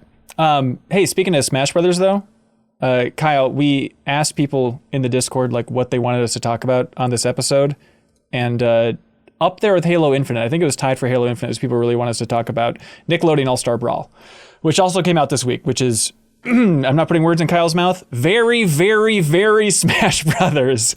Yes. And, this is from Game Mill. Kyle technically worked on this game, full disclaimer. But Kyle, I would just love, we streamed it, by the way. Sarah and I streamed it for New Show Plus. You can check that out and see our raw reactions as Sarah informs me about the last 20 years of Nickelodeon history that I've dodged. Yeah, I watched that. It was fun to learn that you don't have any history with Nickelodeon characters. I didn't have cable growing up. I don't know who these characters are. Like, honestly, it's just like, oh, Powder Toast Man, he was in some Nickelodeon baseball game on 360 that I played a little bit of, stuff like that. But like, what can you talk about, Kyle? Like, has it been interesting the last week following the launch of this thing? Yeah, so I work for Game Mill, to make that clear. We're the publisher on the game, and then it's co-developed by Ludosity and Fairplay Labs. Ludosity did Slap City, which is a pretty popular sort of platform fighter on Steam. Yeah. And it's been crazy. Like, it exceeded expectations in a big way when we announced it, and it has been a sprint for me to just kind of, keep up with how much excitement there has been around the game. And it's been cool to be on the other side of that. It's been a lot of work, but it's been wild, and it's like, to see it come out and a lot of people really like it and embrace it and are having a good time with it. It's been a joy. It's been fun. Yeah. And you've talked about how crazy it is to like know the full roster of characters and seeing the internet try and guess. It's like, as a Smash fan, that's like the best case. We revealed Toph on Saturday, and that was like a big like stress reliever of like, okay, all the roster is now public. Okay, good. Oh God. But yeah, I had a head start on the game, so I went and played one online match and won pretty handily, and now I'm retiring. So yeah, way to go. Hats off to the devs too. I mean, just to have this big of a hit. Small teams. Yeah, it's crazy, and so I'm curious to hear more people's thoughts after they play a little bit more. But we share a lot of thoughts on the New Show Plus. You can go check it out with Sarah and I. But like, I'm relieved that it's not pulling a PlayStation Battle Royale. It's not trying to add a new twist. It's just like, you like Smash? Yeah. Here's Smash, everybody, with Nickelodeon characters. Please enjoy. It's everything people like about Smash, right? Especially the competitive community. It does seem like it's more aimed toward the competitive fighting community, with the stages not being as wonky as the Nintendo stages, like no items. So I saw like a bunch of the big fighting game streamers were all playing Nickelodeon All-Stars. Oh my God. They all seem to be enjoying it. It's going to be fun to have a weird twist. It's a matter of keeping up with them at this point. Yeah. Kyle, does it make you uncomfortable to talk about a game you worked on? Yeah, a little bit. Yeah. But I'm proud of it. Like, I'm in the credits. That's exciting. You know? What do you think makes you uncomfortable about it? Yeah, talk about it right now. It's like, I don't know. I guess I should be excited to talk about it, but I don't know. This is what it looks like. It's my day job, I guess. It's weird. Right. This is what it looks like when you go behind the curtain, everybody. It's just like, this is weird to fuse these two things. There it is, everybody. Invisible tie. Nickelodeon All-Star Brawl. All right, Kyle, we'll let you go because we have some wonderful community questions that we should get to. But thank you for being here, dude. You want to clap out? See you guys later. Bye. Jeff, do you know how this whole thing operates, by the way? Square Enix characters? Square Enix characters, everybody, that can only be found at patreon.com/MinnMax with 2 N's. Check it out. We'd appreciate the support. Thank you to some of the bigger supporters out there, the people that are really making it happen. I'm talking, of course, about people like Fatal X Blade. Lucas, a fellow patron, wants you to check out his YouTube channel, Fatal X Blade. That's Fatal X Blade with 2 spaces. His YouTube channel is primarily focused on highly edited reviews on the newest games. Each review features a short parody at the beginning of the video. He just uploaded a review for Life is Strange True Colors, and he wants some feedback. Janet Garcia, you can go leave him a nice comment. That's true. Okay, so head on over to his channel, Fatal X Blade, subscribe, and drop him a comment. Thank you, Lucas and Fatal X Blade, for supporting MinnMax in a big bad way this month. We appreciate it. Go check out Fatal X Blade on YouTube because they support us Also, thank you to returning champions, the Synced Up Podcast. Timmy D over there with the Synced Up Podcast says, hello, MinnMax fans. Last November, the Synced Up Podcast supported Ben and the cohorts, and it went so well, we decided to do it again. We received a large outpouring of love from everyone here and even made some lifelong friends, too. My God. While we still have our video game show, the Synced Up Podcast, we also started a new show a few months ago, aptly named the Synced Up Filmcast. In this show, we focus mainly on watching, reviewing, and ranking different movie franchises. We also recap the news and react to new trailers from the week too. If any of this sounds good, consider going on over to youtube.com/syncedupodcast or search Synced Up Filmcast in your favorite podcasting service and look for the red and white logo. We hope to see you there. Thank you so much, Timmy D. Thanks, Synced Up Podcast, for supporting us. We appreciate it. We love plugging small podcasts and YouTube channels on this channel. Also, thanks to our dear friends at Fixture Gaming. They want everybody to know about the Fixture S1. Last week, Matt Clark won on Facebook, or I think it was somebody else, but Matt Clark won a free MinnMax custom Fixture S1 from Fixture Gaming. They have a carrying case bundle available on their official site. There's a link in the description if you want to check this out. This is a clip that you put onto your Nintendo Switch, so you can play with the Pro Controller on the go. And if you use the promo code MinnMax, you get $5 off. MinnMax, MinnMax, $5 off the Fixture S1. Check it out, everybody. We might have some more big giveaways in the future, like maybe next week for the Fixture S1. So thank you for your support, Fixture Gaming. Also, thank you to our dear friends at, of course, the one and only I Am 8-Bit. They want everybody to know that the Super Monkey Ball Banana Mania double album is available right now on I Am 8-Bit's wonderful online store. It is the 20th anniversary edition. It's available in banana yellow vinyl with random bruised banana variants. Jeff, it's up your alley. The music is remixed by a bunch of folks, and the music was compiled by Yuri Fukuda. The album art is by Little Friends of Printmaking, so go check that out in I Am 8-Bit's wonderful online store. And everything in that store is 10% off as long as it's under $100 if you use the promo code SCAREDSTUPID. Scared Stupid, no space, everybody. Scared Stupid, 10% off everything in their wonderful online store. They have supported us in such a huge way. Go check out their store. There's a lot of amazing stuff on there, including stuff that they give away to the MinnMax community every single week because I Am 8-Bit is very generous. And so this week, the question of the week, whoever submitted the best question over at patreon.com/MinnMax with 2 N's, they will win Carto for the Switch. The game that is sitting at overwhelmingly positive for the review right now on Steam, at least. But this is the physical version of Carto on Switch. It is the I Am 8-Bit exclusive version that has like tabletop map tiles in it, Jeffem. It's very cool. So we'll ship that out to whoever has the best questions. So everybody look alive. Let's try and remember exactly who has the best questions as we work our way through this. Thank you, I Am 8-Bit. All right, ready for this? First question is Tactical Dreamer. And they say, there was a debate making the rounds recently that I'd like to get y'all's take on. Can a game that brings nothing new to the game space still be a Game of the Year contender? I think yes. I would say yes. Yeah. Yeah, that seems like that's what the game industry is all about, is just slowly polishing ideas that have already come before, right? And so something like a Far Cry 6, it's bringing some new ideas, but if it's just really polished and really fun, there's a space for that for Game of the Year contender. And I think even just because you have the formula of like, on paper this should work, getting it to actually work is a feat in itself. Right. So I think a game can still be good even if it's like things you've already seen before. Yeah, absolutely. Yeah. Was it 2 years ago that we gave it to Game of the Year for us was Resident Evil Remake? Yeah, Resident Evil 2, yeah. There you go. What was new about that, my friend? I mean, I guess that's kind of a throwback. Yeah, people have pointed out, Sarah, that we've done... It looks better. What's that? I thought they looked better. Like, what was new? I was like, oh, it looked a little nicer. It looked better. Yep. But so far for our Game of the Year here at MinnMax, we gave it to Resident Evil 2 Remake and then Final Fantasy 7 Remake.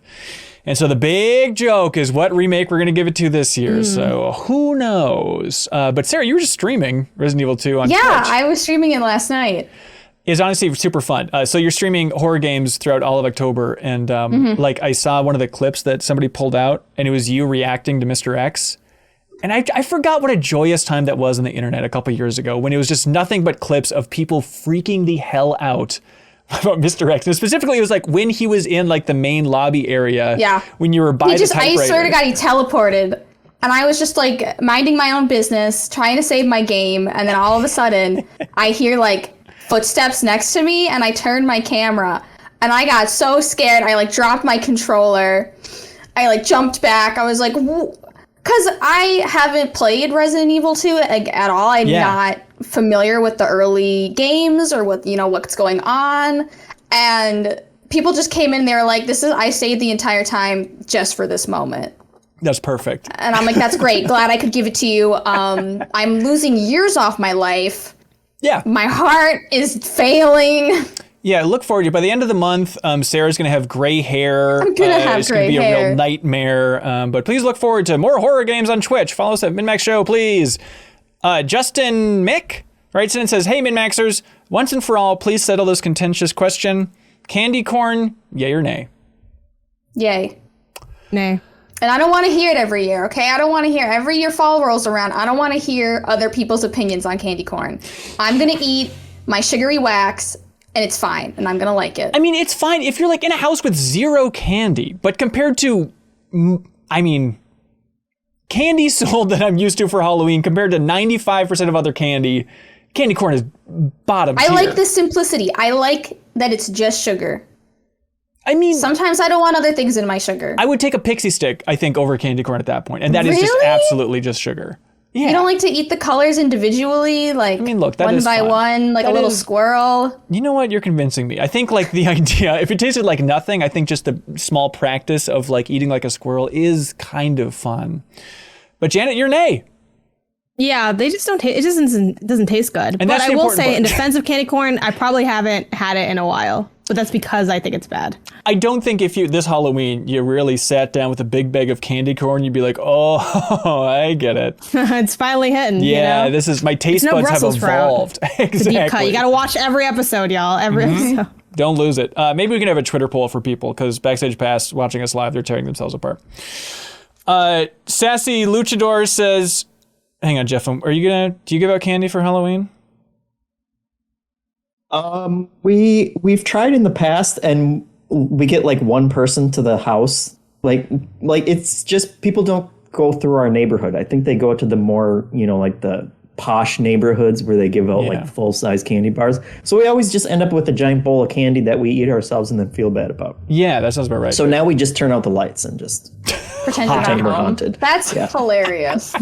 It does feel like kids are going, like, traveling to different neighborhoods. Yeah. When I was a kid, it was like, you get your neighborhood and that's it. Right. But now kids are, like, going specific places. They're gonna that Uber do a somewhere. good job. They get an Uber, they all Uber. Right. And they go to, like, some Halloween street. I'm wondering, people listening, how many people would trick-or-treat in cars? Because, like, growing up in the country, in, like, rural Minnesota, it's like we couldn't walk. I think you need to explain Minnesota Halloweens to people, because I've had to wear snow pants. Yeah. Under my Halloween costumes growing up. And living in Los Angeles, those kids are soft. Those kids are soft. Like every Halloween, it's like a nice 60 to 70. You're not like ruining your entire princess costume because you got to wear a snowsuit. Right. Yeah, everybody for Halloween is just like a different bikini character out there. It's no good. No offense, Janet. I know you're a new LA resident. Hey man, I totally agree with you, Sarah, where it's like there's that I call it Cali soft, like where it's like you've never had to have pain. You've never walked outside and just started falling. Like I love that I haven't fallen from, like I skate, so maybe I'll fall from that. Right. But like the amount of times that I've like, the train's coming, and you gun up those stairs, and those stairs got that ice, and you fall on your iPhone. Why do you I've had to replace so many screens? Yeah. I don't miss it at all, but I do feel sad that if I were to, get older and have a family, that my kids would probably be California soft kids. Because I feel like you gotta have like you gotta rough that them up. grit. It does build you, like there's a bitterness that forms from the Midwest that you can't get anywhere. Yeah. People are happy here. It's weird. Yeah, sweet on the outside, bitter in the middle. That's Midwest style, I think. Anyway, Sassy Like Luchador. candy corn. Like candy corn. No, it's all sweet. What are you talking? It's literally just sugar. Yeah, Midwest people haven't are had candy corn inedible, so long. just like candy corn. Sassy Luchador says, hello from Saudi Arabia. Oh, funky. Hi, over there. Is that what you say? I don't know what you say. That's rude, dude. I think it's cool. Anyways, with Halloween around the corner, what holiday traditions do you and your family do? I eat candy corn. The entire family. And I have to read comments on the internet talking about how disgusting it is. Oh, what a nightmare. What a rough life. What a night. Yeah. It's getting crazy. Ooh, actually, I didn't think about this until right now, but speaking of, it reminds me of Leo's scariest moment is like my entire childhood was basically a scariest moment because we lived like on this haunted road. It's a long, messed up story. But the point is, my parents, when I was really young, used to have like huge Halloween parties. And we have like, we had like our trailer where we lived, and then there was like a wooden path going up to like this cabin that my dad built in the middle of the woods. We're a weird family. But the Halloween party would be at the cabin, and they would do this cool move where my parents and their friends, they had like a huge black net that they would put up in the path, and it'd be like pitch black as you're walking up there. And so you'd be walking up to this cabin all spooked out, and something was like, ah, and you're suddenly caught in something you didn't even see. It's some good stuff. I don't know, is anybody else's family really into Halloween as a kid? They were kidnapping random people. They were booby trapping their property? And that's where I got my sisters from. Oh, wow. You just found them. You just caught them in the woods. Yeah, yeah. But does anybody else have any family traditions? We watch scary movies and don't kidnap people. Okay. Well, teach their own. That seems fun. Like, what's the go-to scary movie, you think? Scary Movie 3?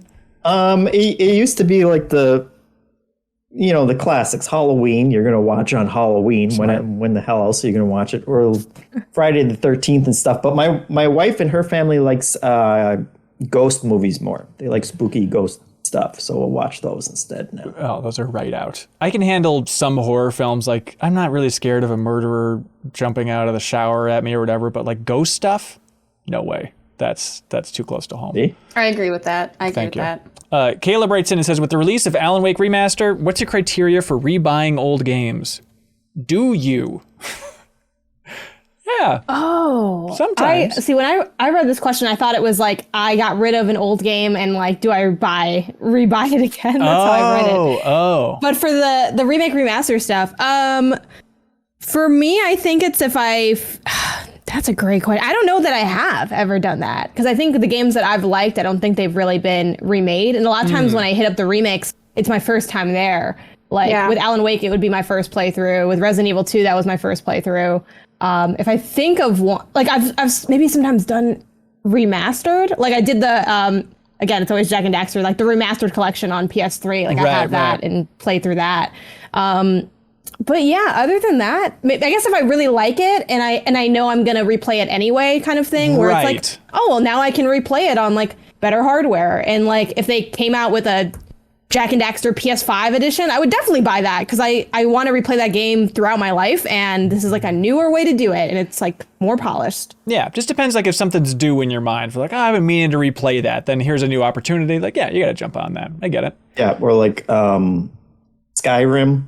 I bought when it came out on the next, like, big open worldy sandboxy games that they can actually improve when they come to a new console. Right. I still have the GTA 5 last gen remake, and it's still in shrink wrap. I was like, oh yeah, now it's got a first person mode. I haven't even opened it yet. Dude, just wait for that PS5 version. This is going to be so sweet. It's going to blow your mind when you get to it. Devin writes in and says, hey, Sarah, Janet, Jeff, and Ben. Okay. Let's say someone has come up with a plan to save the Earth and repair all the damage ever done. That's a broad claim. But we need one of those. Okay, but hang on. Devin has the solution. Sounds like a scam. No, Devin has it. He says, but it's going to mean 50% of the global population need to be cryogenically frozen tomorrow for the duration of 100 years. Okay, is this Thanos writing in? Yeah. What's going on? I'm Friend sorry. of the show. Devin, his last name is Thanos. Everyone else is going to be randomly selected, but you are the only person who gets to choose being frozen for 100 years or not. I would choose frozen. Would you do it? I would roll that dice. Just because you want to see what's going on? I want to see what the next 100 years... I've seen this. I've seen all there is to see here. I'm on. Let's do something next. Let's do something new. Okay, you realize that it's 50% for everybody that you know. So it's basically going to be like you are, in effect, killing, in your existence at least, 50% of everyone you know and love. I've talked to them. I know them. We've had our moments. It's fine. That is the coldest thing. Mom, I get the idea already. You love me. Move on. On with the Don't future. you guys the same thing every year from Mom? Just the same formula? Right, Shake it up a bit. Yeah. 6 years in, I'm burnt out I can on get this. her like 50 more years of Mother's Day cards and that I can just send out while I'm frozen. Yeah, moms are like Far Cries. But I think I like that idea of like, okay, it's a real gamble. 100 years, everybody wants to see it. And Jeff, I'm like, you have a kid, so you could at least see maybe like your descendants. That'd be kind of cool before you head off. So you'd have to. You'd hope. Would you want to see them? I mean, I'd want to see my kid. But you're a nerd. You want to see that future. Come on. Of course I want to see the future, but I can't do it without my wife and kid. Okay, but there's a coin toss that you'll get to see your kid. Wait, I have a question. Yeah. Can I freeze myself with poggers? That's your dog. No. Yeah. Pogger's 50% shot. So is the question... Rolling the dice on the pets, too? Is the question like... That's horrible. The question, is it like, this is happening? Like, 50% of y'all are going to get cryogenically frozen. That's not up for debate. The debate is whether you're the only one that gets to choose. You get to choose. You're the only one that gets to choose. Yep. I guess it depends on like, is poggers hurting the environment? No. So maybe... And I think we could fit in the capsule together. I think that's a risk you don't want to take. I think we could fit. If you miscalculate some things, you're dead. You're waking up dead. I worry lady. that if I stay... I'm leaning on just staying here because I feel like I have more to see. I feel like, I really want to invest the time to make this TikTok thing happen. You know what I mean? I got more work to do here. But I'm worried that, we stay and 50% of the population is frozen.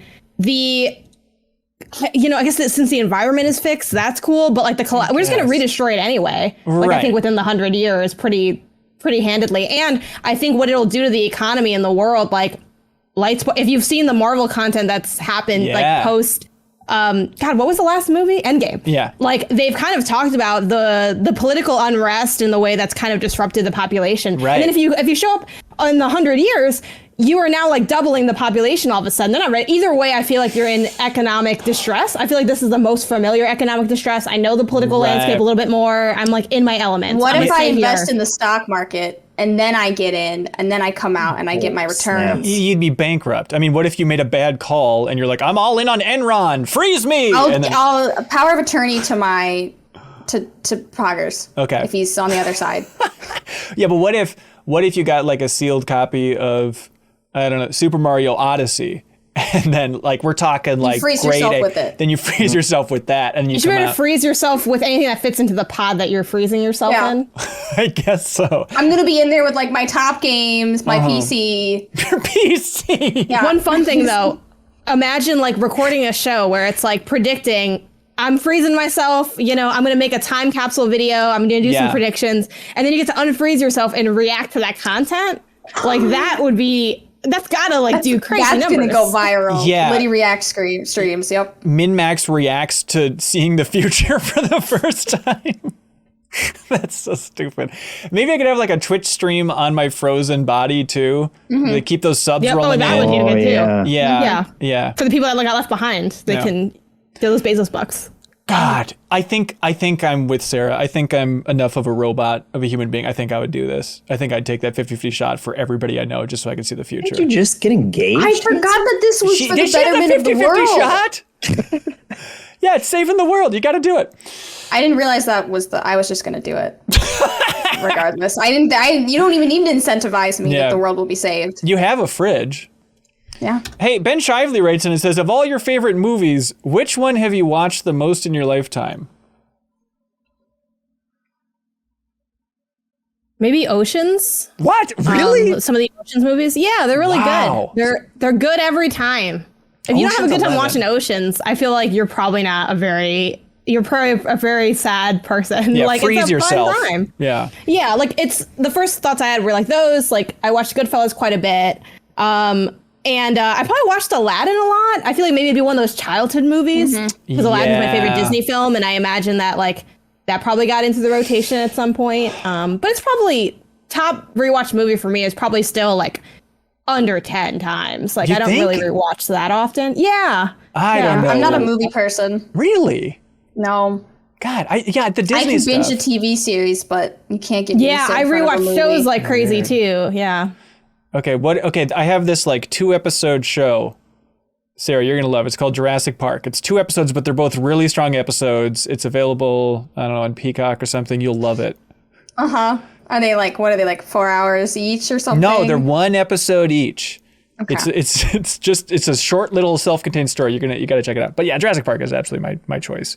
And Jeff, yours is like some snuff film or something. I don't know. Oh, handsome. Look, your family's the one that kidnapped. Hey, I'm asking you a question. Sisters. I'm asking you a question, sir. The Never-Ending Story or The Goonies. I don't know. There it is. Those were childhood movies that have carried over and are still good. Perfect. And someday I'll force my child to watch them. Ooh, Fun. look forward to that. Yeah. Ooh, baby Markiafava's live reaction to Never-Ending Story. Yeah, I'm sure it's going to be like total disinterest, and then he'll crawl off, and then it's just me Yep. yelling at him to get back. That's it. Brian Paradise writes in and says, with Far Cry 6 coming out, I wanted to know if there are any franchises that you will always play even though the games are consistently only okay. For me, I feel that way about both Far Cry and Borderlands. Yeah, I mean, Borderlands it's not too frequent, I guess, but the okay franchises that you can't stop playing. Is anything come to mind? I feel like it might dip into less than okay at times, depending on how critical you want to be on it. The Dark Pictures anthology / those supermassive games, like even Until Dawn, which a lot of people were like, this game's great. I'm like, it wasn't to me, but I played it right. And I like making choices. So I was like, okay, I'm all in on Dark Pictures. That comes out this month. And you bet I'm going to be there. It's going to be me, my family. We're going to be squatted up, making choices. Is it going to be a good game? It doesn't matter. Right. We're there together in this moment in time. I'm excited. I'm genuinely excited to play that game, and it probably won't be good, and I don't care. Is the next one the one where there's monsters in the Iraq War or whatever? Yeah, I am a little worried that one might get. I'm scared. I'm like, just please don't be racist. As long as it's not, I'm like, we're gonna be there. We're gonna be there regardless. But I'm like, I hope it doesn't get weird with the Iraq War stuff. But I'm there regardless. Spoiler cast ready to go. All right. I am genuinely excited. I guess before we started last week's episode, Sarah, you said that you needed to talk to Janet about the medium. Are you also into that thing? Oh. What is this? What is this? Janet and I need to have a long conversation about the game The Medium that came out last year, because everybody said they really this year. It was this year. What year is it? Everybody really liked it. And Janet and I were just standing there like, did we all play the same game? Because the reviews were really high. The reviews were great. But the game itself, the Metacritic's really high. Weird. Everybody was just eager for something on their Xbox, and it was like that console exclusive, something like that, maybe. But both of you were no go. Correct, but I finished it, and I was like weirdly. I guess these horror story things I get like weirdly into. There's so much there. There was way too much to unpack. There's a lot there. I don't even know if I got it all. Like, it was happening so quick. Troy Baker yelling in me, it was just so much that happened. It was kind of like a bingo for like bad stuff that could happen to a child. Like, they touched on like every form of abuse and every I was like a bingo card of like every form of like childhood abuse that could ever happen, and they sprinkled it on top of this subpar walking simulator. Okay. It was a time, and then the end was one of those who can say what really happened? That was wild. And I was like, are you kidding me? Or something too? I don't remember. There was, but it was one of those games where it's like the writers were too afraid to finish it in a definitive way, so they just chose not to. I was dead too, because I did finish it, and I think it had some good ideas, but ultimately I don't think it's a good game. Yeah. But I finished it. I'm like, we gotta see it through. And my community got weirdly into it too. We're like, we should finish this. I'm like, sure. And then at the end too, and I'm like, and I'm talking about what I think of the game, and I don't really like it very much. But then at the end, they have this really heartfelt message that's like, we worked really hard on this, and thank you so much for playing our game.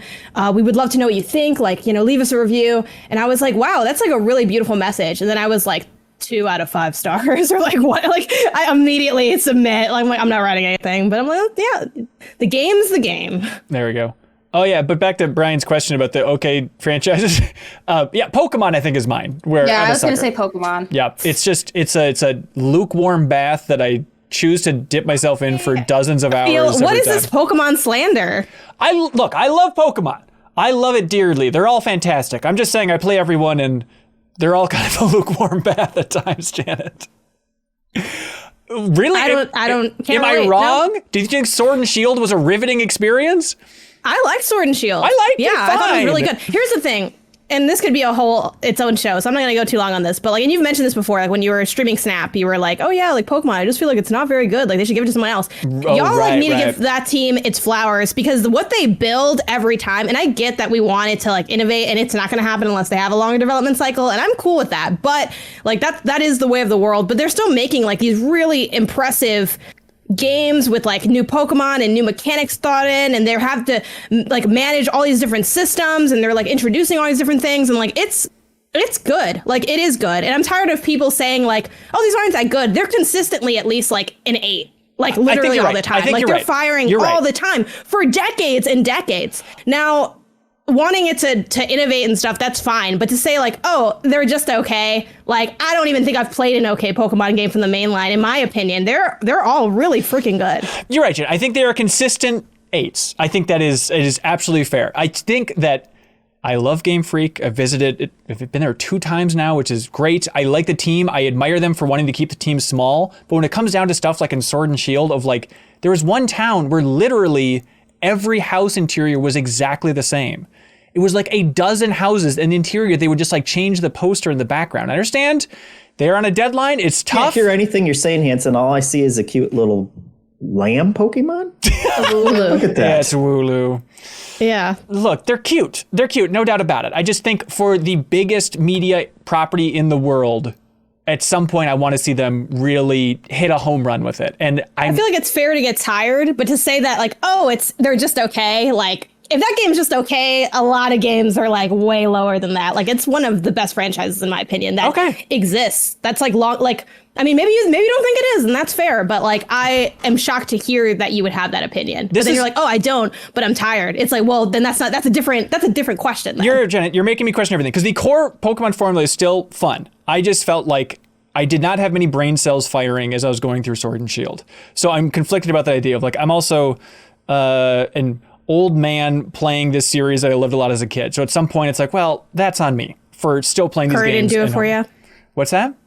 The curry didn't do it for you? You didn't want to cook up the curry? It was fine to cook the curry. It was fine. And to be fair, what we're talking about is also pointing towards Pokemon Legends Arceus. I'm very excited for that. I'm excited to see them shake it up. That it's so cool that it's Game Freak trying something different. And so my fingers very much crossed for it. But you're right. The core concept is still entertaining, even if minute to minute it's not riveting for me at this point as a boring adult. But noted and checked. Hey, Joe Dean writes in and says, hey, MinnMax, while watching the announcement trailer for Sora and Smash Brothers, Jeff, do you know that Sora's in Smash Brothers? Oh, really? Yep. And Joe says he was losing his mind. I was somewhat surprised to feel my eyes tearing up. I love Kingdom Hearts. It's my favorite game of all time, but fully recognize its absurdity. With the sheer surprise and joy at what I thought was impossible happening and the beautiful orchestral version of Simple and Clean, my emotions were too strong. Has an advertisement/announcement ever done this to you? And what musical tracks from video games or otherwise always hits you hard? I always cry at the video game orchestra performances. I get emotional. Those get me. I've been to Final Fantasy, Undertale, Legend of Zelda, and those always hit me. Yeah. Really hard. Just if you go to any of the live musical orchestra performances. What do you think that is? Is it just seeing these professional musicians leaning into something that feels so specific to you? Is that? Well, that, and it's Zelda's from my childhood. It reminds you of all those moments you've had playing Zelda. And then, I don't know, I cry over a lot of weird stuff. So that. And then for me, with Undertale in Japan, it was because I helped localize Undertale. So it was this whole thing was happening because we worked so hard to localize Undertale and to give it to Japanese fans. And now it blew up, and now they're doing an orchestra performance about it. Right. So, and very emotional. In full circle here, at the second time I visited Game Freak, we got to tour the offices and studios and development floor and stuff. And there were so many Undertale toys around. And the director of the game that was called Town, I forget, Little Town Hero, I think it eventually was called. But he was like a huge Undertale fan. He was talking about how much he loved it. It's like, hey, that's because of 8-4 and the team and you over there, Sarah, for bringing it over to Japan. That's such a cool thing. Yeah, I get very emotional around Undertale. Huh. Are you a Deltarune person? No, I mean, I mostly dealt with Undertale. Right. I like Deltarune, but like Undertale will be like my baby. Yeah. I'm sure people out there are screaming for us to cover Deltarune in some way. It'd be fun. Maybe we'll save it for when they're all out, because I'd like to play it, but I don't know if I want to keep waiting. It's kind of Do we know how many chapters it's going to be? They said 5, and they said that Toby Fox wants to release 3, 4, and 5 at the same time. Oh, that'll be great. Yeah. Also, he's still refusing to charge for it, so... You know what I think? You know what I realized? He's going to charge for the whole thing, though. Oh, is that right? Okay. Yeah, he in the blog post that was on the site, he was like, yeah, releasing 3, 4, and 5 together. Like, I will charge. I don't know what we're charging, but it will be more than Undertale. And I respect someone being like, the rates are going up. So shout out to that. But Undertale is crazy cheap also. Mm-hmm. Yeah, for sure. What were you going to say, Sarah? Were you saying something? Oh, you know what I realized when I was thinking about it last week, when I was doing my like introductory thing for MinnMax? Yeah. I have seen both Toby Fox's face, like I've met him, and Yoko Taro's face. Wow. I have seen both of them without their masks on and spoken to them. And Judge So I feel Dredd. like I'm on some like Final Destination. Like I'm on a list somewhere. Yeah, we're going to save that for a charity stream where you're going to have a whiteboard and you're going to draw Yoko And then I Taro. draw. Yep, and you draw Ice Frog. You draw all the mysterious game developers. It's going to be sweet. But yeah, ads or announcements that made you strangely emotional. This is, maybe I've told this stupid story before, but every once in a while, it's just like a lightning bolt of emotion where I remember I was watching the trailer for The Theory of Everything, which is like the Stephen Hawking biopic. And it's like, oh, I like Stephen Hawking. I'm curious about this movie. I like physics. Watched it, and I forget the lady's name, the actor's name, but she's like Jyn Erso from Rogue One. But there's just this one shot in the trailer where she's crying and like her lip is trembling as she's like coming to realize Stephen Hawking's situation, disease.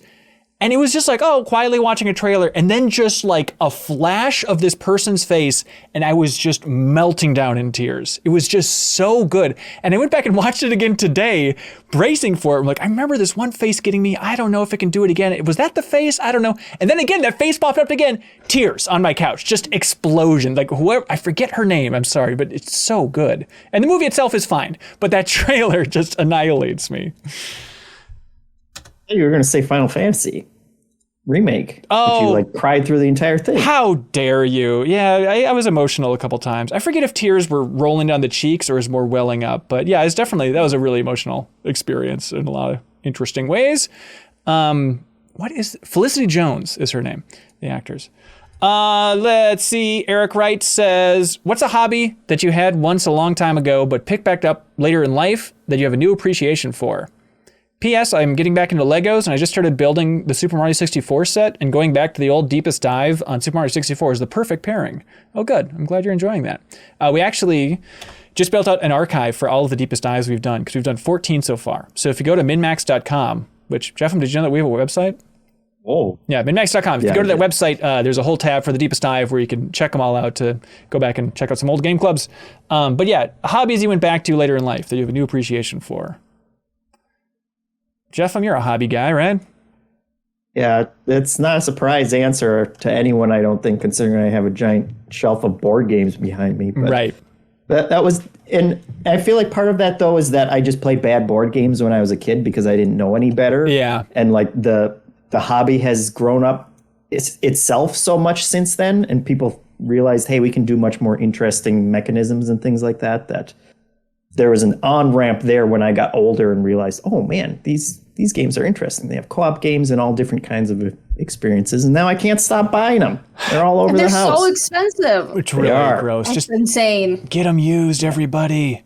Dan writes in and says, Jeff, top 3 favorite board games, go. I don't know. You got to do it. That. Dan wants you to do it. Just turn around and name the first 3 you see. I don't know. I think I've been on the record saying Camel Up is one of my favorite ones. That's right. I'll have to do some kind of video about it. Come on. Later, and I can Okay, put so some real thought into it. Camel Up is the name of that one. We streamed it. You can find it on MinnMax's YouTube channel. Also made a video review about it as well with Jeff narrating that one. So that one's good. For me, I think it's Codenames number 1. I think it's unimpeachable. Have you played Codenames, Janet? Yeah, I have. Really? It's a great way to realize that. I do like it a lot. But it's fun because it's a very like work together thing, and it's like trying to think of what, because it's like guessing like different cards for like different words, but you don't want to guess the wrong one is sort of the structure, and like trying to think like what is my partner. How is my partner going to interpret what I'm thinking? So I like that aspect of it. Yeah. It's a lot of trying to get in other people's heads. And it really helps if it's like, okay, I have some gamers on my team. I can give clues that I can say Zelda and hopefully steer them in the right direction. Stuff like that is fun. But yeah, Codenames number 1. I think Azul is maybe my number 2. And then number 3, like I've played so much Avalon in my life. I'm a little bit sick of the, what are those called? Social deduction games at this point? Games, yeah. Yeah. And this sounds insane. I know they were plugging the podcast, or we were plugging them on the podcast not too long ago, but Dust Biters, that 2-player game that's coming up soon that I'm 8-Bit produced, it's definitely my favorite 2-player game, and I have such a good time playing it with my fiance that I really... Ooh, fancy. I don't know how else to say that word. But I really, really am enjoying Dust Biters. And Jeff, you need to play that thing. We'll try and get you a copy or something. I'll play it with just my wife. Not as fancy as a fiance. That gross American accent. It's even fancier. What do I have? My boyfriend? What am I, like 15 years old? Really quick, I'm also new to board games because I played a lot of Uno as a kid, but that was kind of it. It was like that and Monopoly when we didn't even play it correctly. So I'm like, and then board games as an adult, like I know of like the people that are really intensive and do like these hardcore campaigns. And I'm like, that's a lot of information. So I kind of felt like they weren't for me for a long time. And what got me into it was finding stuff that's like much shorter to get into, like games that are catered toward, this has like a 15 to 30 minute play session, or this can be done in a couple of minutes. So I really love 5-Minute Dungeon, and then looking for like more cooperative stuff so that people won't be bitter. 5-Minute Dungeon's really fun. I'm really into Machi Koro. Where you're like building a little town. And for a long game, I've only played once. I loved it, but it literally took us like way longer than even the suggested runtime. Everdell.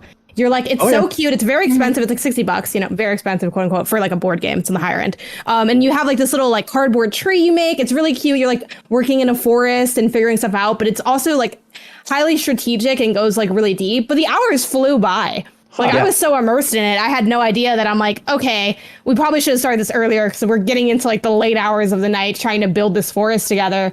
But yeah, so I would recommend that everyone check out maybe just stuff that's in the more simplistic end, maybe card-based stuff to kind of get you into it, because I'm having so much fun with it now, and I'm looking forward to like going back to like my board game shop and picking up some more stuff and building out the collection slowly. Yeah. And I'm at the opposite end where I really like Betrayal at House on the Hill. Yes. I love that game. I like that too. That's like one of my top board games. And then I got this new game called Mysterium that I am super enjoying, and I really recommend it to people.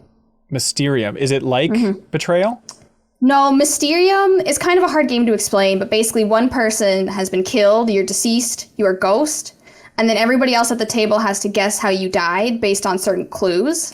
So there's like person, place, object, and the ghost has all of these cards that an artist drew, an indie artist drew. It was a Kickstarter project. The ghost has all these cards of random artwork, and they can just hand you cards to give you clues, and then based on the cards you got, you have to decide who it was. And then, like, you get a new card where it was, and then you get a new card and what the object was. And, like, the cards are, like, you really have to think, like, is it the red in the sky? Is it the boat? Is it the person in the boat? So, and the ghost will try to, like, work with you, but they can't tell you what it is. I love it. So you're just trying to solve the mystery first. That's a good seasonal one. Okay, I wrote that down. I definitely want to play that. And it's very fun. I'm so glad you brought up Betrayal. Like, that is absolutely some of the most fun. I love Betrayal. Yeah, especially this season, if you have a group of, like, 5 or so people, Betrayal at House on the Hill is just a blast.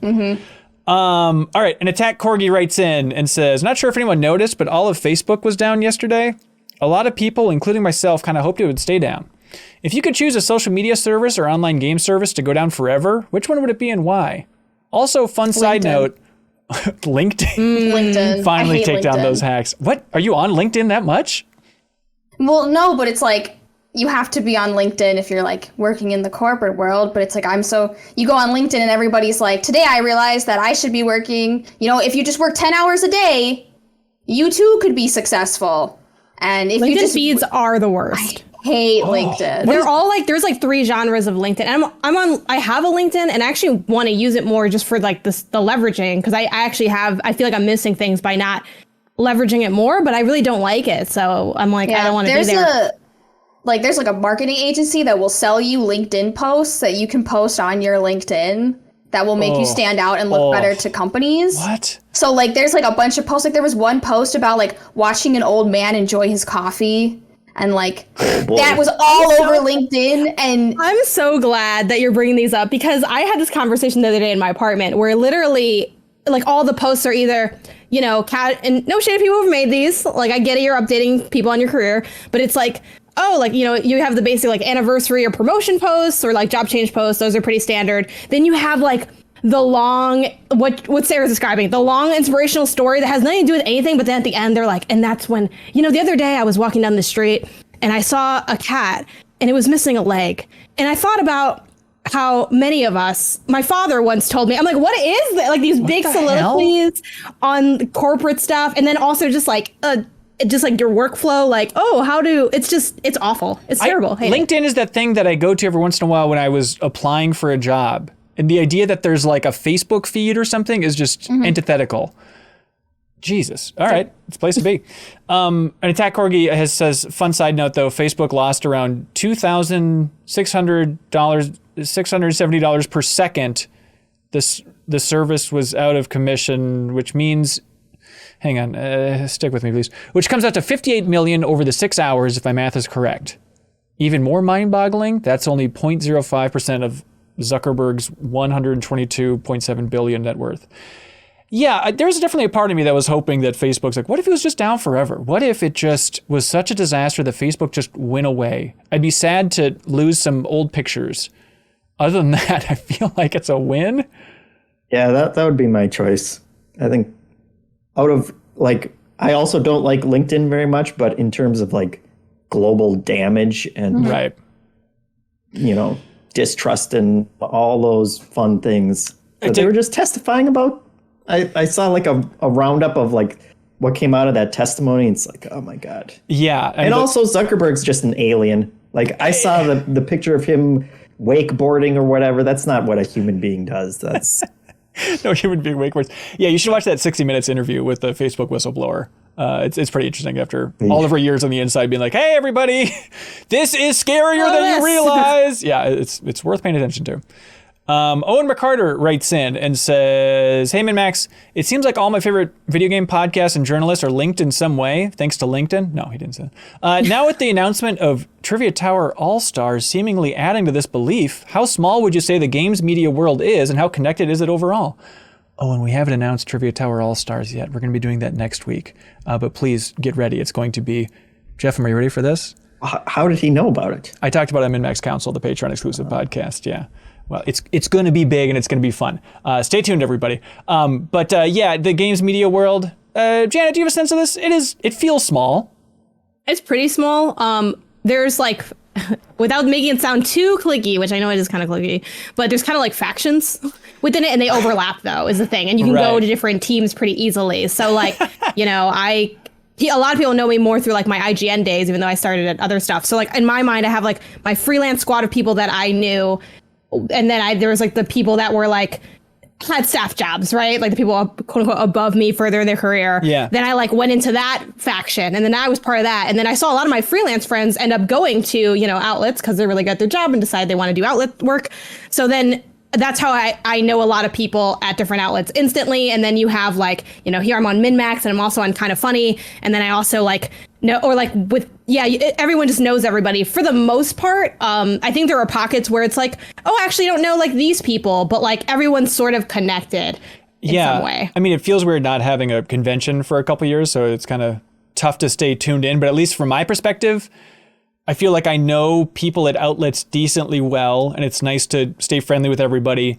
And at the same time, people will bring up some influencer or YouTube person or Twitch person I have not heard basically of anybody. There's a big disconnect between like video game journalists and then influencers, I've noticed. Because it's like the YouTubers and the Twitch streamers are all on one side. And then it's like the journalists and the podcasters and more of the news based are on like the other side. Right. And maybe it's just lack of research, or maybe enough people on the journalist side aren't just keeping their eyes open and being fans of some of the best gaming content at the end of these days. I know I need to spend more time just watching people on Twitch. I think it would really probably help in a lot of ways. But yeah, Tanner Methvin writes in and says, "Hey, MinnMax crew. While I and many others are celebrating Sora's debut in Smash Brothers, the Kingdom Hearts games are often mocked for their convoluted story." I'm sorry, Tanner, that Jeff went on that rant earlier. That seemed rude. With that in mind, how about a game of real or fake Kingdom Hearts plot points? Yay! I'll describe a story event and you guess if it's real or not. Full spoilers for all games, everybody. Full spoilers for all games. All right, Jeffem, you're up first, Daddy-O. In the first game, it's implied Sora has parents or some sort of caretaker who we never see. In Kingdom Hearts Recoded, it's revealed that Sora's caretaker was the first Key, an immortal Keyblade master and the first person to open the door to Kingdom Hearts. His intention was to keep Sora away from the whole Keyblade conflict, but he failed. That sounds too specific not to be true. I'm sorry, Jeff, that is fake. Tanner is quite the writer. Wow. All right, Tanner's Janet. good at this. He's very good. All right, Janet. Hired him. Look alive. Janet, are you a Kingdom Hearts fan, by the way? No, never played any of the games. All right. Probably never will. Let's Perfect. go. Let's do this. All right.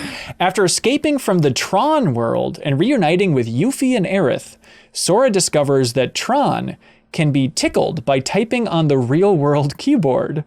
After Sora tickles him for a bit, Tron restores the memories of all the Final Fantasy characters. Fake? That is real, and that is the most convincing thing I've ever... No, that's true. You know when they said Aerith and another Final Fantasy character that it was true. By tickling Tron, Aerith and Yuffie have their memories back. These games actually sound kind of good. You keep like dumping on the story, but it's really it's all just kind of a fever dream with Disney characters. Yeah, a fever dream you want to sign up for. All right, here we go, Sarah. Somebody who has played every mainline Kingdom Hearts now game. I'm gonna get mine wrong. All right. Vanitas takes his helmet off to reveal he looks like an evil version of Sora. He then says this is due to Sora succumbing to darkness in the upcoming Second Keyblade War, the essence of which has pierced the boundaries of time. I'm going to say true because it references the Keyblade War. Fake. He says, although Vanitas does look like evil Sora. Okay, so the details there, they'll get you. Yeah. I knew that when the name wasn't like Sora respelled that it might be wrong, but I didn't play anything similar to the Keyblade War. I didn't get into the Keyblade Wars. Right. It was very revealing that you're like, I just played 1, 2, and 3, so I have no idea what's going on. I didn't play 2.5, 2.8, 1.2. 358 over 2. All right, Jeffem. While exploring the Lilo and Stitch world, the film's antagonist cloned Donald Duck and had him infiltrate the main trio. After being defeated, he simply vanished because he had no real soul to create a heartless or nobody. Let's say true because I want that to be true. I'm sorry, that is fake. Oh, that is very shaming. All right, Janet.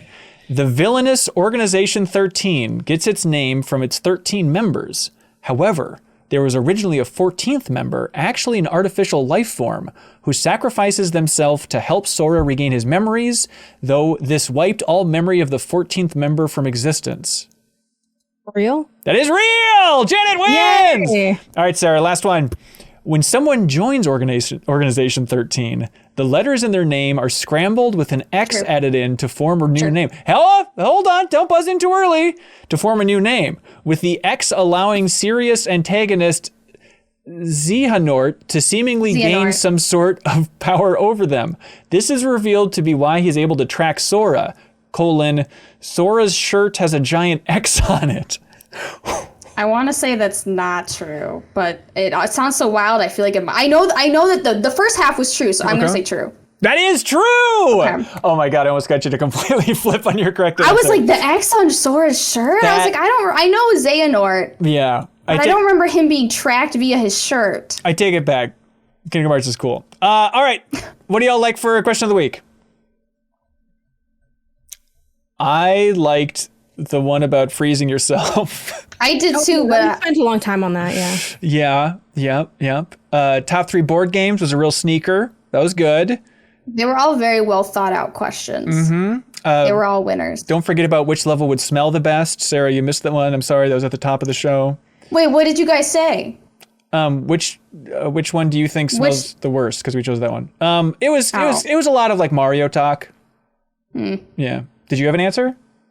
No. Okay. I just want to know what mine would be like the Mario Party cake level. Right. I literally said that. Yeah. That's Oh no, perfect. I said the Mario Kart 8 cake level. Yes, it's the same yes. question. Yeah. Mario cake. Jeff, you leaning in a direction? What do you like for question of the week?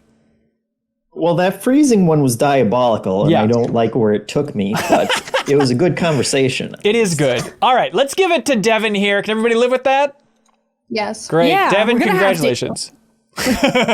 Congratulations, freeze you yourself. won this fantastic Switch game from I Am 8-Bit, of course, Carto.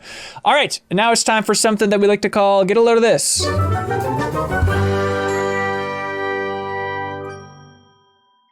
For everybody that's into the behind the scenes stuff, I play that clip live now so that people at the Backstage Pass can hear it. Actually, I should play it from a different spot so that you all can hear it. I That'd was be more wondering fun. why That'd we be weren't better. talking. Oh, yeah. We're just thinking about how amazing these are going to be. Jeffem, you want to get it rolling? Yeah, get a load of this. This is an article from Board Panda, and it's entitled Book from 1909 Explains Why Photos from the Past Look Flawless. And basically, it's all about how photoshopping pictures has been around forever. And So- they used to take pictures, it would be like superimposed onto a dry plate or whatever. Yeah. But then photographers would go in and like etch stuff out to make people look prettier than they actually did. Well, they couldn't have etched a got- freaking smile onto their faces? They probably did that too. I don't know. That's A really lot of times they interesting. didn't smile because it took so long for the camera to like go that if you smile and you lose the movement, it would create a blur effect. I know so you that couldn't that's smile. realistically the answer. I was just talking to somebody about this the other day though, about like what would happen though if you had a picture from like 1859 and it was just somebody smiling like a maniac? Like if you had that up in your house, would people be like weirded out by you? Or would they just be like, why did you do that? That's such a weird move. Like clearly smiling was still friendly back then. Why didn't anybody try to go for it?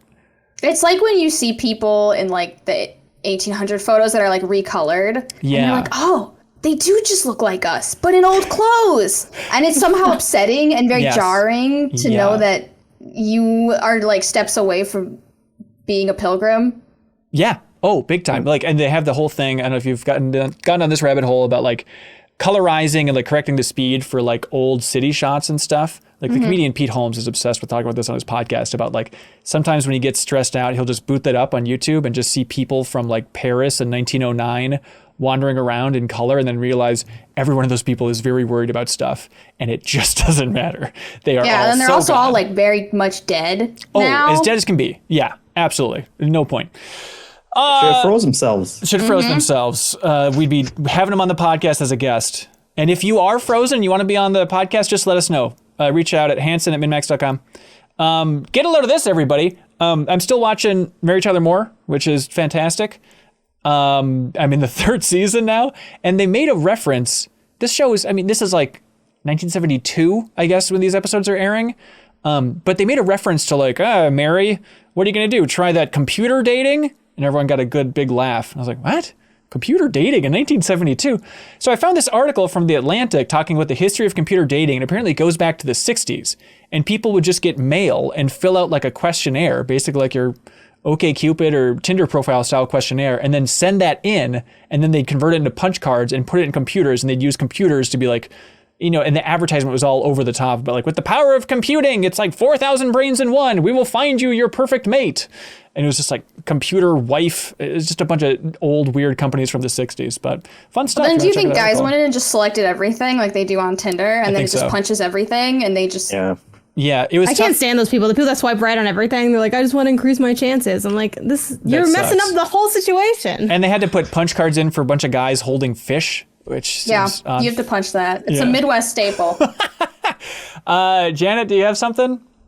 Yeah, get a load of this. I have these weird product ones that I get excited about. But blackmail Milk is dropping their Legend of Zelda clothing line, and they just posted the photos of it. And one thing that's kind of fun with the photo shoot too is you could tell they were trying to draw a little bit on the lore, but not so much that maybe it's a weirdly just trying to create a Nintendo shot. So they have like kind of Breath of the Wild-esque like set dressing. They have some weird stuff where it's like, I guess you're supposed to be in a dungeon, like you're just by some bricks. And they have some stuff that leans on Skyward Sword too, like for the stylings and stuff. So, and for those that aren't familiar, it's a clothing company, and they do a lot of like nerdy crossovers. Like they did Pokemon, they did Animal Crossing, they did Cyberpunk, they did like maybe one other one in recent history. So I know a lot of people were waiting with bated breath about what was gonna drop, and some people are like, oh man, every time these drops happen it's just so painful because like the clothes are like a little bit expensive. So yeah, getting hyped up for Breath of the Wild 2, which will be coming out the same day as Horizon Forbidden West. You heard it here first. That's right. Yep, predict it.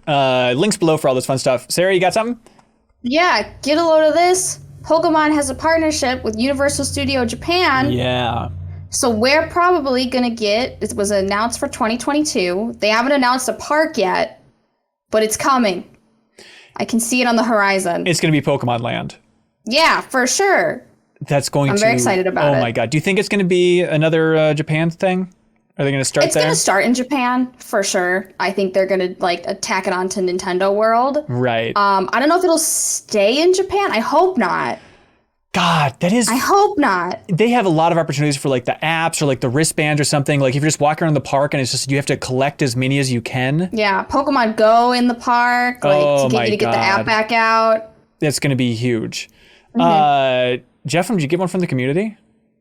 Yeah, get a load of this. This one is solely for friend of the show, Joe Juba. Okay. So if anyone else is listening, just close your ears right now. Okay. But this one's from Paolo, and it's a tweet from a Twitter user called Lieutenant Columbo. And it says, in case you missed it, in the past couple of weeks, a Columbo fan and former private eye from Tulsa, Oklahoma, has had a chainsaw carving of the lieutenant made in his front yard out of a dead tree. And you should see, it's lifelike. That sounds beautiful. Beautiful. And I feel bad because we just had to cut down a tree in our backyard, and I blew a golden opportunity to do a giant It's Columbo. Basically like you murdered Columbo. By just taking a tree down and not turning it into a Columbo. We should mention that Joe Juba, through his passion for Columbo, the old detective show, he has taken over MinnMax's Patreon, and we're celebrating Columbo's Day on Friday, which means that we're basically going to have a deepest dive on the first episode of Columbo. So if you want to jump in, you can support us on Patreon. This will be on YouTube for everybody. If you want to submit a comment for us to read on our big Columbo's Day celebration, you can head on over to Patreon and submit something good. We have a post up there now, but it's going to be a big Columbo love session, and Joe Juba is going to regale us for hours by talking about Columbo, so it should be a fun time. What percentage of those comments are going to have a just one thing at the end of it? I think 60 to 70%. If I had to guess. Yeah. The name of the episode, by the way, is Murder by the Book, I believe. So if you want to watch that episode, directed by Steven Spielberg, however you can find it, we'll be talking about it. Also, thanks to multiple people who wrote in with Columbo-themed trivia for this episode, but it didn't seem like the right crew for Columbo trivia. I could not answer a single question. Well, you will be able to after celebrating Columbo's Day with us on Friday at MinnMax. So thanks to Joe for forcing that to happen. Let's see. That's it for this episode of the podcast. Deepest dive on Metroid Dread. You can support the Game Club format and the format overall by heading over to Patreon. We'd love to have you participate and enjoy Metroid Dread with us and submit a comment for us to read. We'll have the post up on Patreon on Monday, looking for your thoughts on the first half of Metroid Dread. So even if you're at that $2 tier, you can submit a comment for us to read. And of course, at the $5 tier on Patreon, you unlock the podcast version of the Deepest Dive. Also, we have Better Quest coming up on Thursday with Jeff Cork. That'll be going live Friday on our YouTube channel, where we're going to be setting personal goals for ourselves throughout the month of October. And Janet's going to join us on this one. I'm very curious to see what your goal is, Janet. Should be a fun time. Is it going to be big and good? Sure. Okay, that sounds great. Tune into Better Quest, everybody. Let's see. Also, Bryan Vore is doing a bang-up job on social media stuff, and he wants everybody to know that there's a new way to win a free game code. If you would like a code for Knockout City, quietly one of the undersung games of this year, actually, that dodgeball game that's very good. We have codes available on all systems. So if you go on Instagram, MinnMax's Instagram, which is MinnMax Show, when you're listening to this, there will be a post up on there that has all of our faces. And it says, hey, the new episode of the MinnMax Show podcast is live. If you liked that post about the podcast, this specific podcast, and leave a comment about your favorite part of the episode, you are in the running for a Knockout City code. So give us a follow on Instagram. We'd appreciate it. And you can win a free game. Also, this Saturday, something a little bit weird, but Jeffem, get a load of this, please.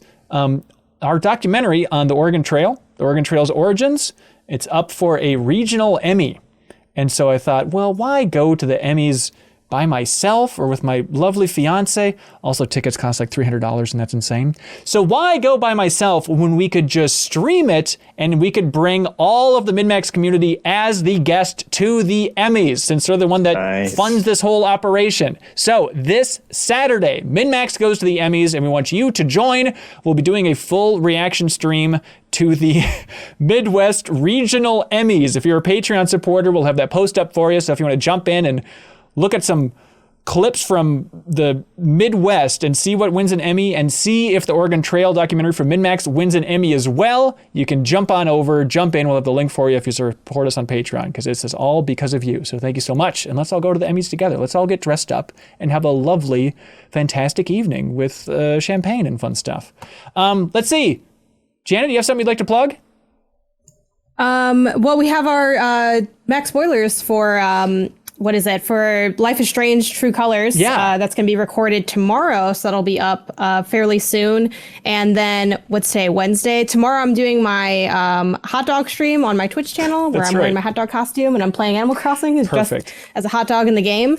That's literally the whole idea. People seem excited about it, so it should be fun. But yeah, those are things coming down the pipeline. Sweet. Sarah, you got anything you want to plug? Yeah, I have my Twitch channel at SarahPods. We are playing the Outer Wilds DLC, which personally I think is a little bit scarier than the Resident Evil 2 game. Really? So that says a lot. Yeah. Wow. Yeah. So playing that on my channel, and then again, you can find me on the MinnMax channel every Tuesday playing spooky games for the season of October. Sweet. That sounds great. Yeah, I'll be streaming. I think I'm going to check out Monkey Ball Banana Mania on Thursday on Twitch as well. So give us a follow on Twitch. We'd appreciate it. And thank you to everybody at the Thank You crew, the $50 crew that helps keep this whole indie trainer rolling. Thank you to Synced Up Podcast, Bryan with a Y, Timmy Tie Oh No, Fixture Gaming, Fixture S1, I am 8-Bit, Zachary Pligge, Ludwig Roque, Bryan with a Y again, I gotta correct that, Andrew Vala, BeatenDownBrian, PrettyGoodPrinting.com, Jawarhello, Mark Seliga, John Higby, Mirko Arico-Torreno, Connor McCabe, Drew Waranis, Dan Villone, Steve Bamdad, Purebred number 6, Clemens Zobel, Ted Ryser, Starkiller, Spider-Dan, SpiralInYourEyes, Jeffem, you know this one, this next one. Yarlagadda. You were right there. Preetham Yarlagadda and General Nadine 99. Thanks so much, everybody. Be good, have fun. Let's go.